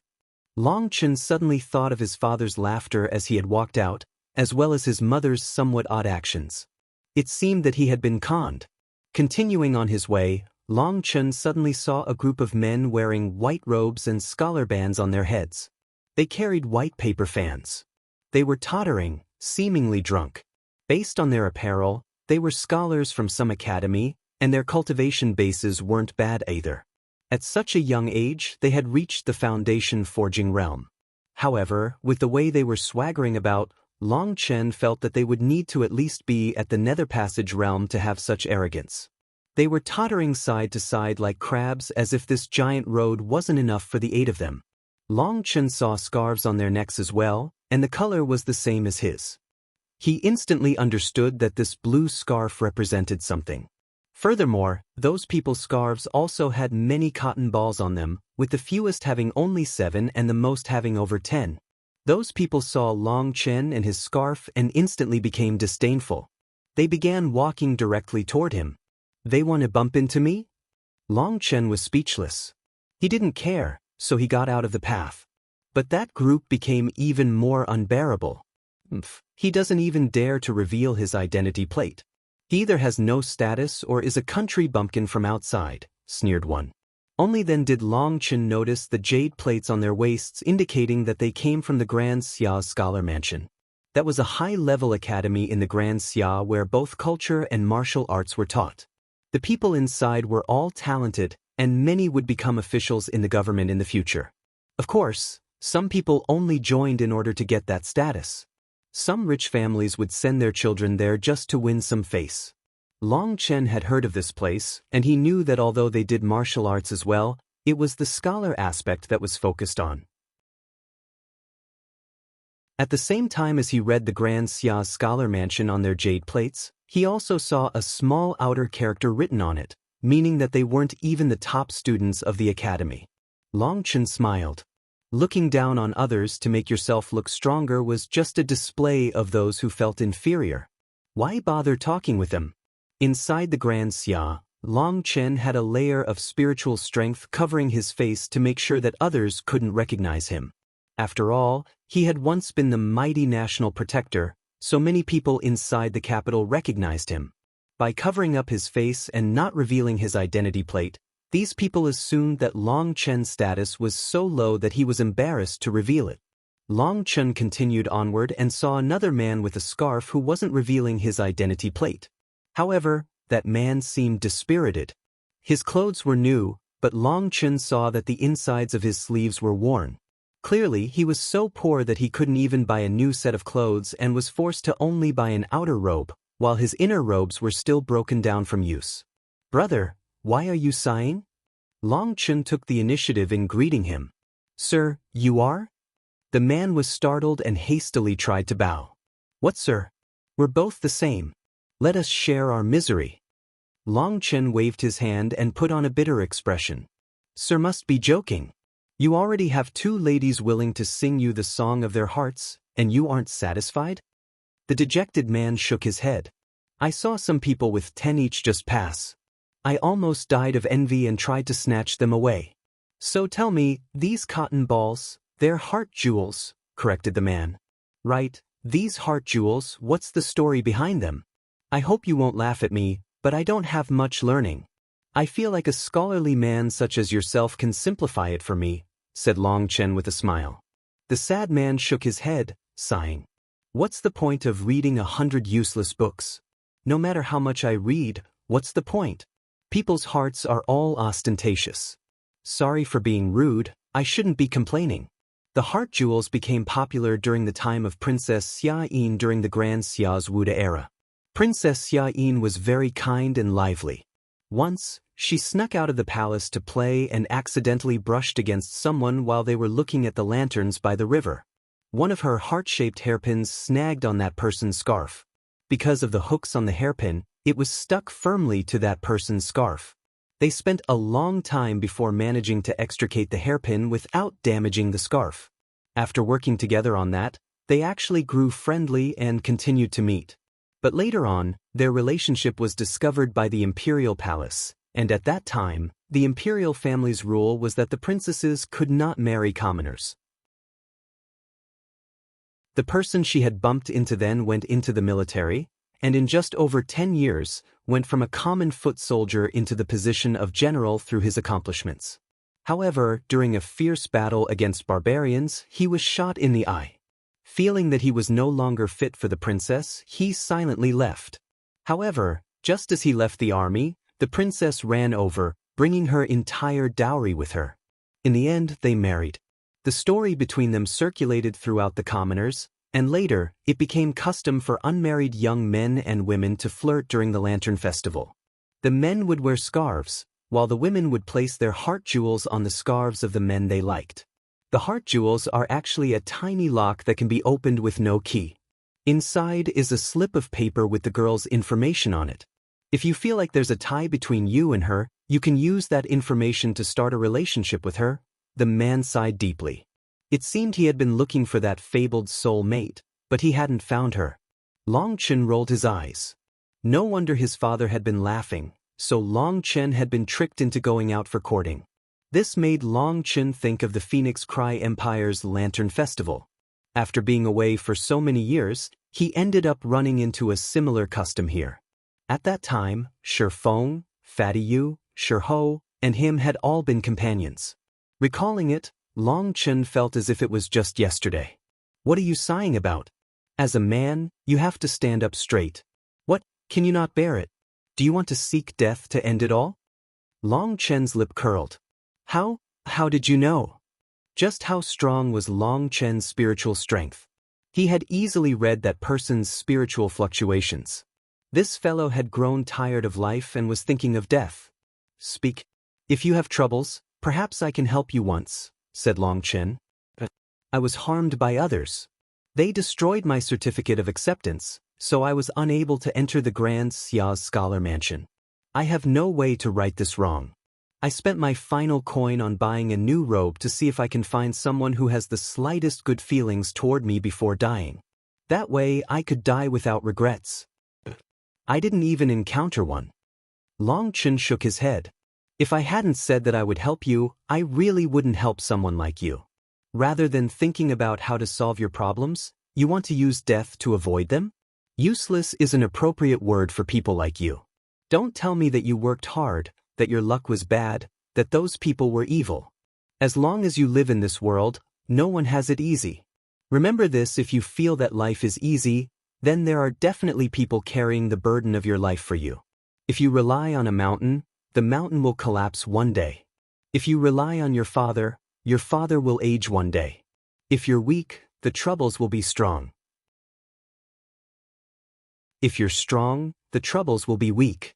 In life, if you want to pass a mountain, open a path. If you want to cross a river, build a bridge. There are plenty of people less fortunate than you in this world. They don't have time to complain or cry because they cannot avoid this reality. They know they have a heavy burden on their shoulders, and that this burden will be passed on to the others beside them if they die, making their lives even more difficult. People can't be too selfish. Just as Long Chen was chiding the man, he suddenly noticed that quite a few people had come over, staring in shock at him. Perhaps Long Chen was too good at showing off, but some of the ladies were looking at him worshipfully like he was a great scholar. Sir, I understand. The man suddenly bowed deeply toward him and turned to leave. Hey, wait a moment. I have a tablet here. Take it, and your problem will be easily resolved, called out Long Chen. The man looked back and smiled. If I take your tablet, I might be able to resolve my current problem, but no one will be giving me a second tablet when the next issue comes. So I'll resolve things myself. I will not forget the favor of your teachings, sir. He once more bowed toward Long Chen and left. 10 years later, a great scholar would rise. Long Chen stared blankly for a while. He had originally wanted to help him, only to end up scolding him away. He felt like he had gone a bit too far this time. After that person's departure, Long Chen felt odd being stared at by so many people. He put away his tablet and left. Did you see that tablet of his? I only saw a part of it. It said National Protector, but I didn't see the rest. National Protector? General Long Chen? By the time they reacted, Long Chen had vanished.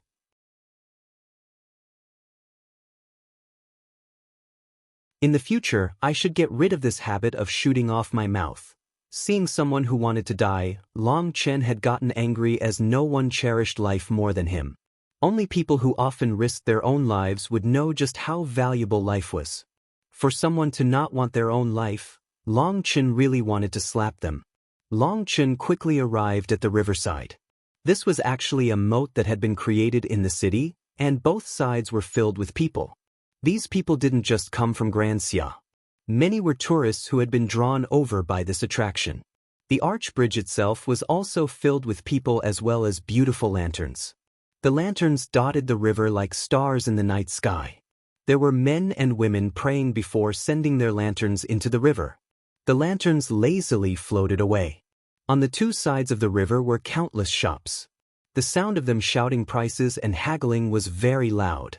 Long Chen closed his eyes and quickly sensed Dong Mingyu. Due to the medicinal pill he had given her, he was able to easily locate her. She and Long Xiaoyu were together, both of them holding a candied fruit skewer and laughing. Long Chen smiled. When he opened his eyes, he was speechless as he noticed that several more heart jewels had been stuck to his scarf.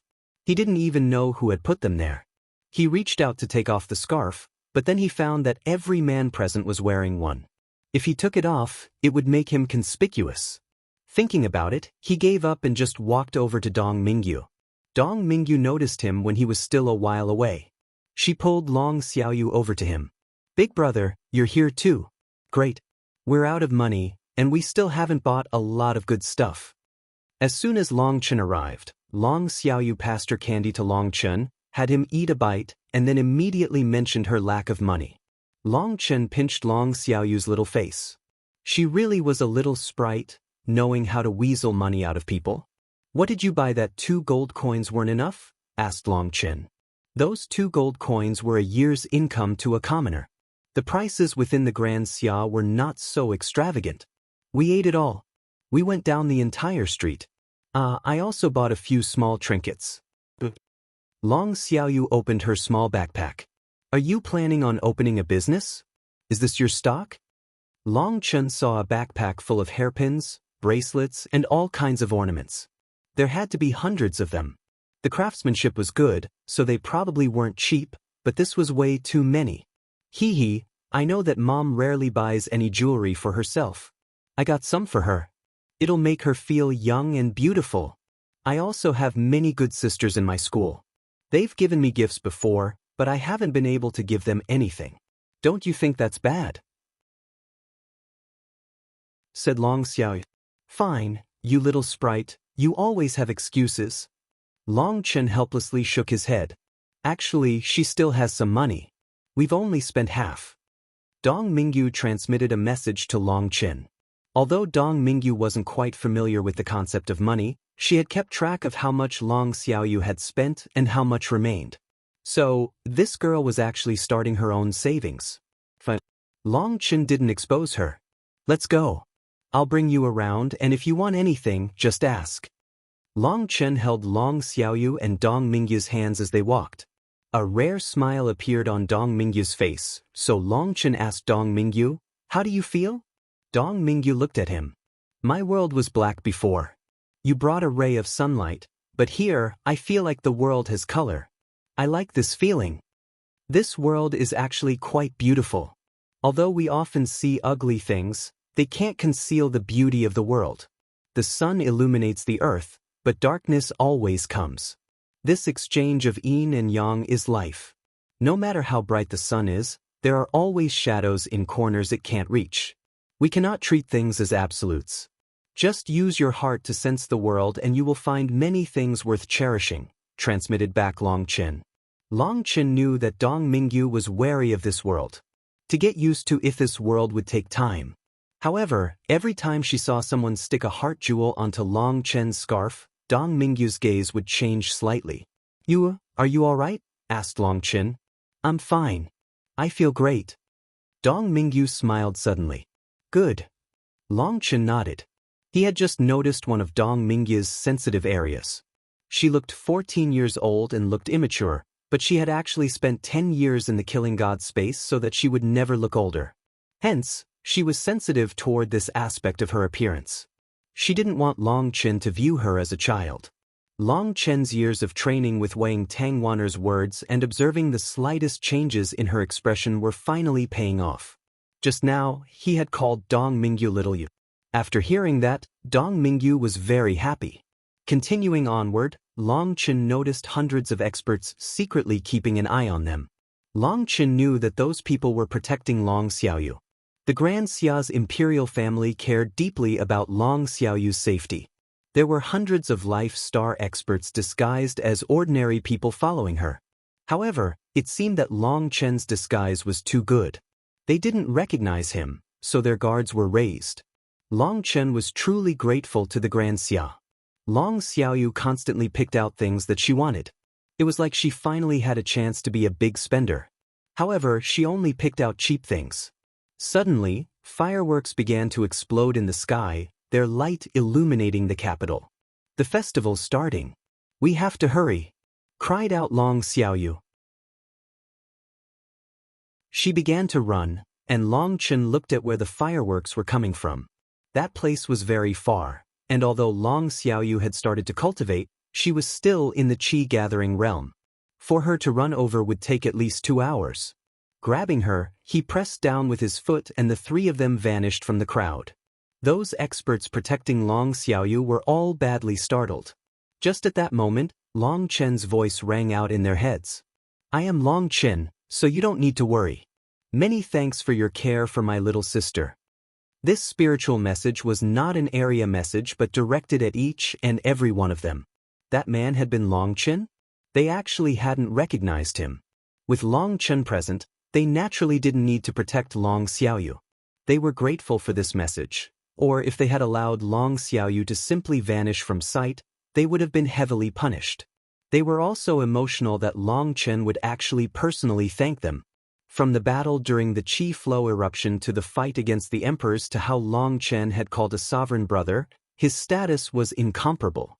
After that, they disbanded, returning to their headquarters to receive new orders. Wow, big brother, you're amazing.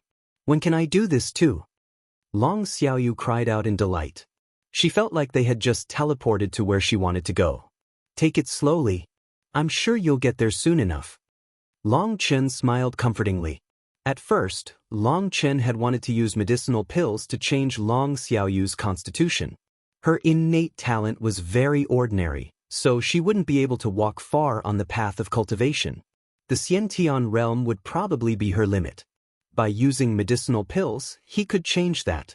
However, he had asked the opinion of his parents, and they had vetoed him. It seemed that after experiencing so much, their mental realms had grown very high. They felt that some things should simply be taken naturally. Although they didn't understand the karma of the cultivation world, they felt that each person had their own fate, and they had to make their own decisions about their fate. Other people's help wasn't necessarily a good thing. That was why Long Xiaoyu was still focusing on her studies, with cultivation being secondary. To someone who was so lively that she couldn't calm her heart, cultivation was a bitter process. Long Xiaoyu preferred to do a bit of everything. Her envy and worship over this little skill were just temporary. When she had to really sit down and focus on her bitter cultivation, she would start crying, so Long Chen could only comfort her like this. Long Chen recognized the area they were in. It was the Heavenly Cloud Platform, also known as the Star Peering Platform. It was the highest building in the Grand Xia's capital, and from here, it was possible to see most of the city. Back in the day, Long Chen had been given the title of National Protector and put in charge of receiving the Grand Han Ancient Nations delegation. At that time, he had watched the Grand Han's delegation put on an absolutely melodramatic play on top of the Heavenly Cloud Platform. He had almost puked. Also, a zither master from the Grand Han had tried to make things hard on him, and he had immediately started bragging on a divine level that had stumped her. Just thinking about it made him emotional. At that time, Xia Yuluo had been an immature child. But after going through the battle in the Four Nations Ancient Remnant, she had instantly matured, so quickly that it was sad. Big brother, I want to go watch the play. Can I? Just as Long Chen was recalling his memories of the Heavenly Cloud Pavilion, they arrived at the entrance. Long Xiaoyu was looking at the guard. Yes, of course. The guard hadn't noticed at first, but he quickly recognized Long Xiaoyu. In the Grand Xia, even the princes and princesses were nice to Long Xiaoyu. "Thank you, big brother." Long Xiaoyu smiled and thanked him. Long Chen nodded. At least this child was thoughtful. Out of the way. Just as the three of them were about to enter, a cold shout came from behind them. A group of people stamped in, almost crashing into Long Xiaoyu.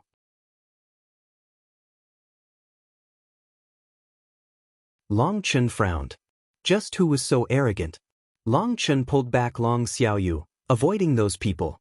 What surprised Long Chen was that these people were actually wearing the robes of the Grand Han ancient nation. Most of them had reached the peak of the Life Star realm. Behind them was a group of old people in gray robes. There was golden embroidery around their sleeves and a cloud pattern on the front of their robes. These elders were all nether passage experts. "Hold it! You dare to be rude to Miss Xiaoyu?" The guards got angry at their disregard for Long Xiaoyu's safety and immediately raised their spears. "Which little fly dares to block my path?" Scram.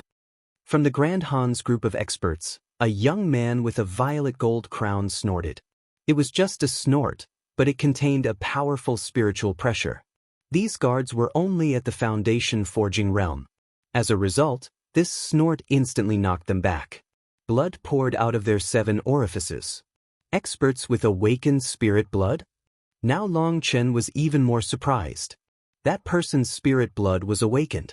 But he didn't recall seeing this person in front of the yin-yang world. Courting death. Dong Mingyu's expression became cold, but Long Chen pulled her back. The guards were only knocked unconscious, and there was no danger to their lives. He wanted to see just what these people were doing. That man with the crown only targeted the guards and hadn't even glanced at anyone else. Just like that, he barged in. He hadn't noticed Long Chen or Dong Mingyu, making Long Chen sneer. Although the two of them had disguised themselves, any real expert's sharp intuition would have been able to sense them. Just from this, it was possible to tell that although his spirit blood was awakened, his true combat power could only be called average. He was a far cry from Tian Xiezi or Kuanpingzi. Countless experts began to rush over after hearing the disturbance. However, the crowned man only snorted and charged through anyone in his way. It was possible to directly fly or jump to the top of the heavenly cloud platform, but these people refused to. They charged their way up. Long Chen pulled Long Xiaoyu and Dong Mingyu behind him, keeping a medium distance behind this group. There was constant shouting as people tried to stop them, but they didn't have the ability to. They quickly arrived at the top of the heavenly cloud platform. As a result, the performance on the grand stage had stopped because of these people. The performers were staring at them in surprise. The tens of thousands of people were all startled by this interruption. They were mostly descendants of the officials in the Grand Xia, as only youngsters were participating in the Lantern Festival. "Who are you to dare to cause trouble here?" shouted someone from the stage. The speaker was one of the Grand Xia's princes, Xia Yunchong. Beside him was the crown prince, Xia Yunfeng. Xia Yuluo was also present. Xia Yunchong and Xia Yuluo both had angry expressions. This was a slap in the Grand Xia's face. "Who are we? Are you blind? Don't you even recognize the robes of the Grand Han's imperial family?" The Grand Xia, Grand Chu, and Grand Zhou used despicable methods to throw my nation into chaos and slaughter our commoners. Today, I, Han Zijuan, have come to demand an explanation from the Grand Xia. If you don't give me a satisfactory explanation, I will destroy your capital city. The crowned man sneered. "Big words. With just you?" Xia Yunchong furiously walked forward. Brushing past Xia Yunfeng that was holding him back, he smashed a fist at the crowned man. This fist had all Xia Yunchong's power concentrated in one spot. It wouldn't harm anyone other than the crowned man. At this time, Xia Yunchong's cultivation base had reached the 8th heaven stage of Life Star, and adding on his undefeatable Dao, his power was shocking. An ant dares to fight against a dragon? The crowned man who had called himself Han Zijuan looked down on Xia Yunchong disdainfully. He raised a hand. Xia Yunchong's fierce fist was caught by Han Zijuan's hand. After that, Xia Yunchong froze as he realized that his opponent's power far surpassed his. He couldn't even pull back his fist. Scram! Han Zijuan waved his hand, sending Xia Yunchong flying toward the stage. If he struck it, the stage would explode, and the performers would definitely be killed. 9 dragon images appeared behind Xia Yunchong, and he forcibly stabilized himself in the air. You even extracted the dragon vein energy of my Grand Han. Today, no matter what, I'll be taking it back with interest. Han Zijuan wasn't just looking at Xia Yunchong. His gaze encompassed the princes from the Grand Zhou and Grand Chu. This Lantern Festival was a grand occasion, so princes from the Grand Zhou and Grand Chu had been invited. This Han Zijuan had come prepared. All the experts' expressions changed. Some of them began to run. "Don't move. Otherwise you'll die," shouted Han Zijuan. Those runners instantly came to a terrified stop. "Bastard, if you have the guts, then let's fight outside the city," roared Xia Yunchong furiously, and his manifestation rumbled behind him. The 9 dragons connected with their dragon vein, the karmic luck of the Grand Xia. However, this was the capital of the Grand Xia. If he fought here all out, then countless commoners would die. An ant who hasn't even awakened their spirit blood isn't qualified to fight me. Emperor of the Grand Xia, get the hell out here. If you don't give me an explanation, then I, Han Zijuan, will destroy your capital city," shouted Han Zijuan, his voice resounding through the city, causing countless commoners to turn pale. In their fright, they began to flee. Countless hearts tightened. In their panic, the crying of children could be heard. Big words. "I want to see if you really have that ability." The Emperor of the Grand Xia, Xia Yang, appeared. Beside him was the same white-haired elder, Xia Yunchong's master. At the same time, other experts of the Grand Xia arrived, surrounding the heavenly cloud platform. Xia Yang's bearing was as steady as when Chen had first met him. He looked at Han Zijuan coldly. "Your Grand Han's evil actions have consequences, and they are your own responsibility. Don't blame the gods or other people." "Bullshit. It was your 3 nations that envied my Grand Han's culture and foundation. Fearing our power, you set up a sinister scheme to harm us. You invaded our great nation, stole our resources, and extracted the karmic luck of our dragon vein. The most shameless people in the world are you. All the Grand Xia's legacies were stolen from my Grand Han. Who knows what unimaginable crimes you thieves have done without people knowing," shouted Han Zijuan. Hearing this, Chen nodded, surprising Dong Mingyu. "Big brother Chen, do you approve of his words?" Chen shook his head. "No, I'm just amazed that someone could be so shameless. Only the Grand Han's people have the bravery to say such shameless things. Other people simply can't learn this skill. Because of it, I can definitely confirm that he comes from the Grand Han. There's no way to imitate this shamelessness. The difficulty of such a thing is on the same level as defying the heavens." Before this, Chen had suspected that someone was disguising themselves as being from the Grand Han to cause trouble. But after hearing this, Chen was sure they were from the Grand Han.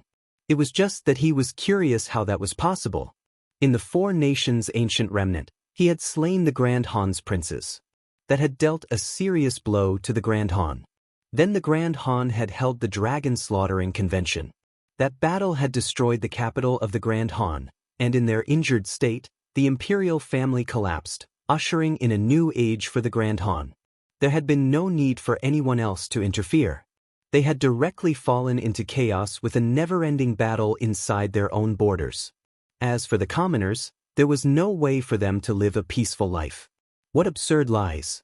The Grand Han's imperial family held the dragon slaughtering convention despite the opposition from the commoners, which resulted in your capital being destroyed, infuriating your commoners. You simply disintegrated.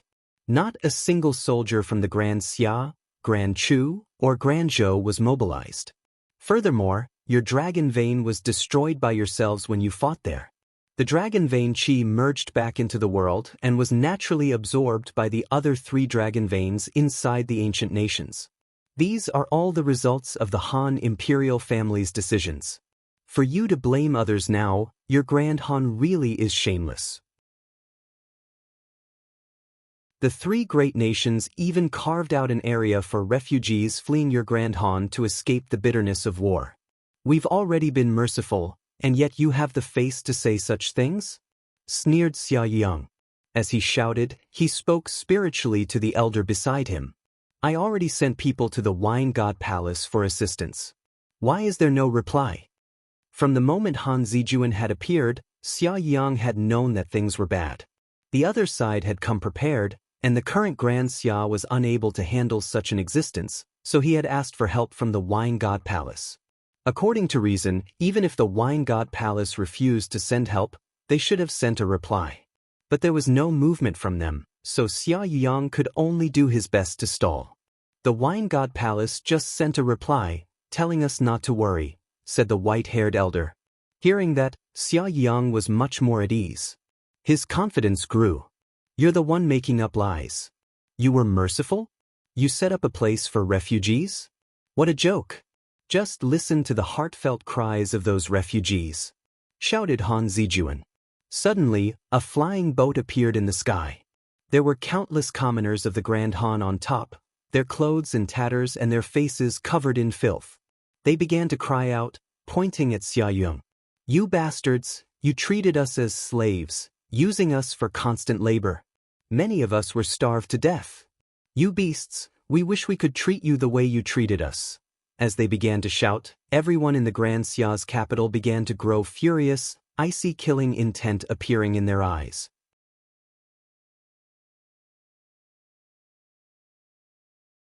Imperial Father, I said it, didn't I? These thankless wretches would never grow up. We gave them food, we gave them water, and even at this time, they want to take a bite out of us. Xia Yunchong was so furious he wanted to charge over and kill all those people slandering them. Back in the day, when the Grand Han's refugees had started to cause trouble, Xia Yunchong had wanted to expel them. They couldn't keep such ungrateful people. However, in the end, the three great nations had come to an agreement, saying that the commoners were innocent. Hence, they had carved out areas of their own territories for the commoners to recover. Using their own treasuries, they supplied the commoners with enough things for them to get through those difficult times. When the battle ended in the Grand Han, they could be sent back. After all, by that time, the Grand Han's inner strife would have weakened it to the point that it would never be a threat again. That feeling of superiority and vanity of the commoners would also be gone by then.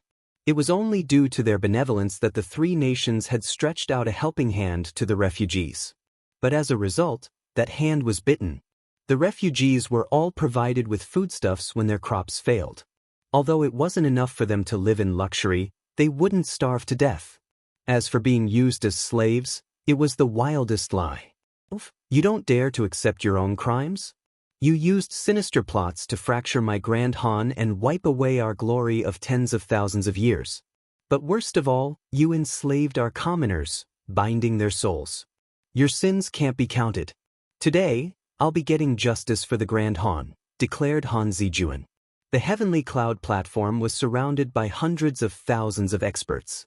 Han Zijuan surveyed them and arrogantly claimed, I know what you're thinking. You want the Wine God Palace's help. Let me tell you, the Wine God Palace isn't able to help you.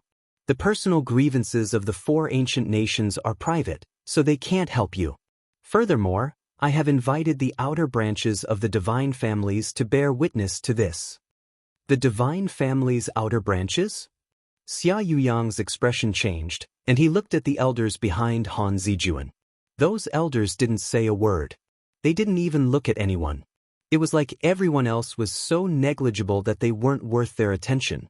No one had expected that the Grand Han had the ability to form a relationship with the divine family's outer branches. Clearly, they had come to handle the Wine God Palace. If the Wine God Palace took action, then that would be provoking the divine families. Most importantly, Han Zijuan was correct. The personal grievances of the four nations could only be settled by the four nations. Outsiders were not allowed to interfere. Xia Yuyang's heart dropped.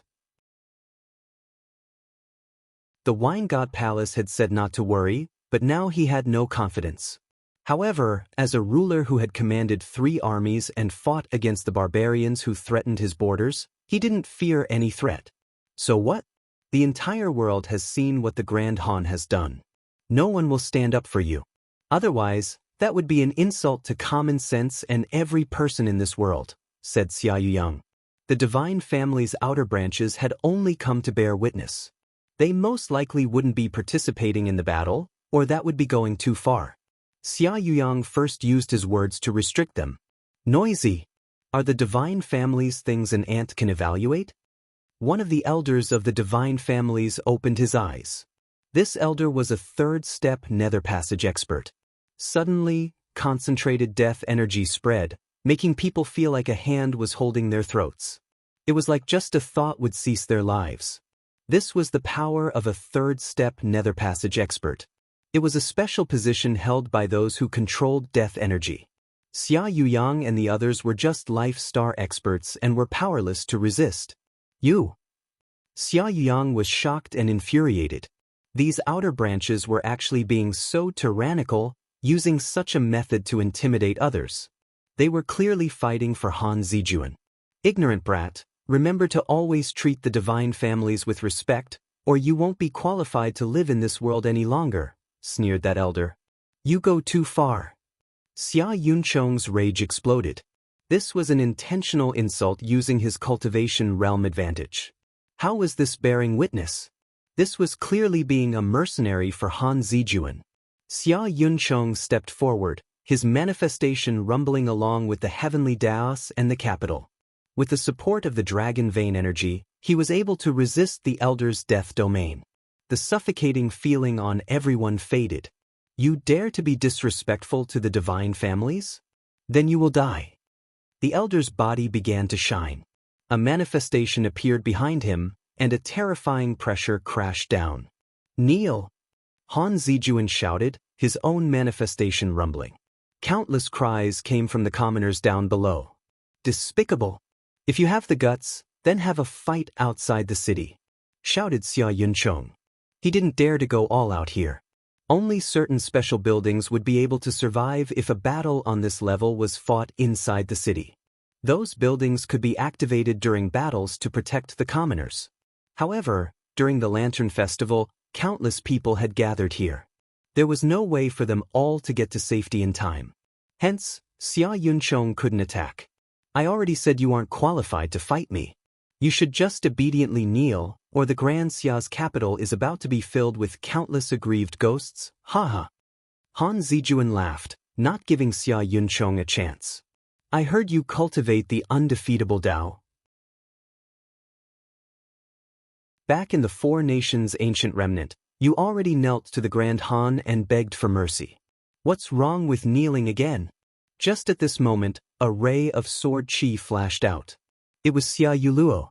But this sword chi was slammed apart by an expert standing beside Han Zijuan before it could reach him. That expert looked at Xia Yuluo and smiled lecherously. The Grand Xia's women are pretty beautiful, but it's unclear just how good their skills in bed are. Die! Xia Yuluo attacked once more. Yuluo, don't fall for it, shouted Xia Yuyang. That person was clearly provoking her. However, Xia Yolua's sword was already piercing toward that person's head.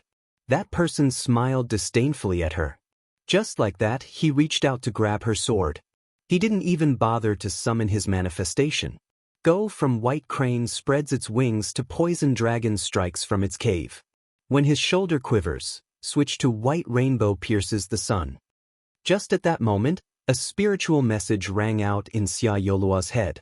That familiar voice made her feel overjoyed. Without thinking about it, her technique changed.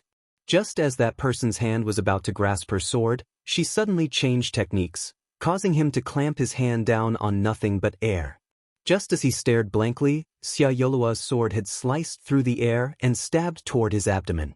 This sudden change was unexpected, but he snorted and twisted, slamming his hands together and moving them towards Xia Yolua's sword. He began to store up energy. Although things looked calm on the surface, he was already starting to use his powerful astral energy. He was planning on snapping Xia Yolua's sword. His energy would then shake Xia Yolua's insides, easily subduing her. However, just as his hands pressed together, Xia Yoluo turned, her sword hacking toward his head like a saber. What? That person was caught completely off guard. He didn't have time to dodge or summon his manifestation. His head exploded, and even Xia Yuluo was surprised. She really had killed that person. Slut, you're asking for death. The elder from the divine families pointed a finger at Xia Yuluo. A ray of golden light shot toward her. Bang! The golden light exploded as it struck a small golden bell. Xia Yuluo was safe and sound. Who is there? Get out here, demanded the elder. As you wish. A lazy voice rang out and Long Chen slowly walked out. Seeing him, Xia Yuyang and the others were delighted. They hadn't expected Long Chen to appear at this time. Cheering rang out from the young men and women attending the celebrations. That arrogant elder of the divine families twitched. His expression changed as he recognized Long Chen. Long Chen slowly walked to the heavenly cloud platform where Xia Yunchong's manifestation was facing off against Han Zijuan's manifestation. When Long Chen walked by Han Zijuan's pupils shrank. Long Chen. Long Chen was just lazily walking by when Han Zijuan shouted. Long Chen instantly stopped. His right hand slowly moved toward his left shoulder, and very naturally, the back of his hand whipped across Han Zijuan's face in one graceful and flowing motion. Han Zijuan spun through the air, stars spinning in his eyes. Long Chen's icy snort rang out in his ears. Is the name Long Chen something you can say? You're tuning in to the Passion Pages YouTube channel. We're so grateful for your support, and don't forget to subscribe to join us on this incredible journey through captivating stories. Your generosity through donations truly makes a world of difference, as it's the primary source of revenue that allows me to expand and enhance this channel for you. Thank you from the bottom of my heart for being a part of this adventure.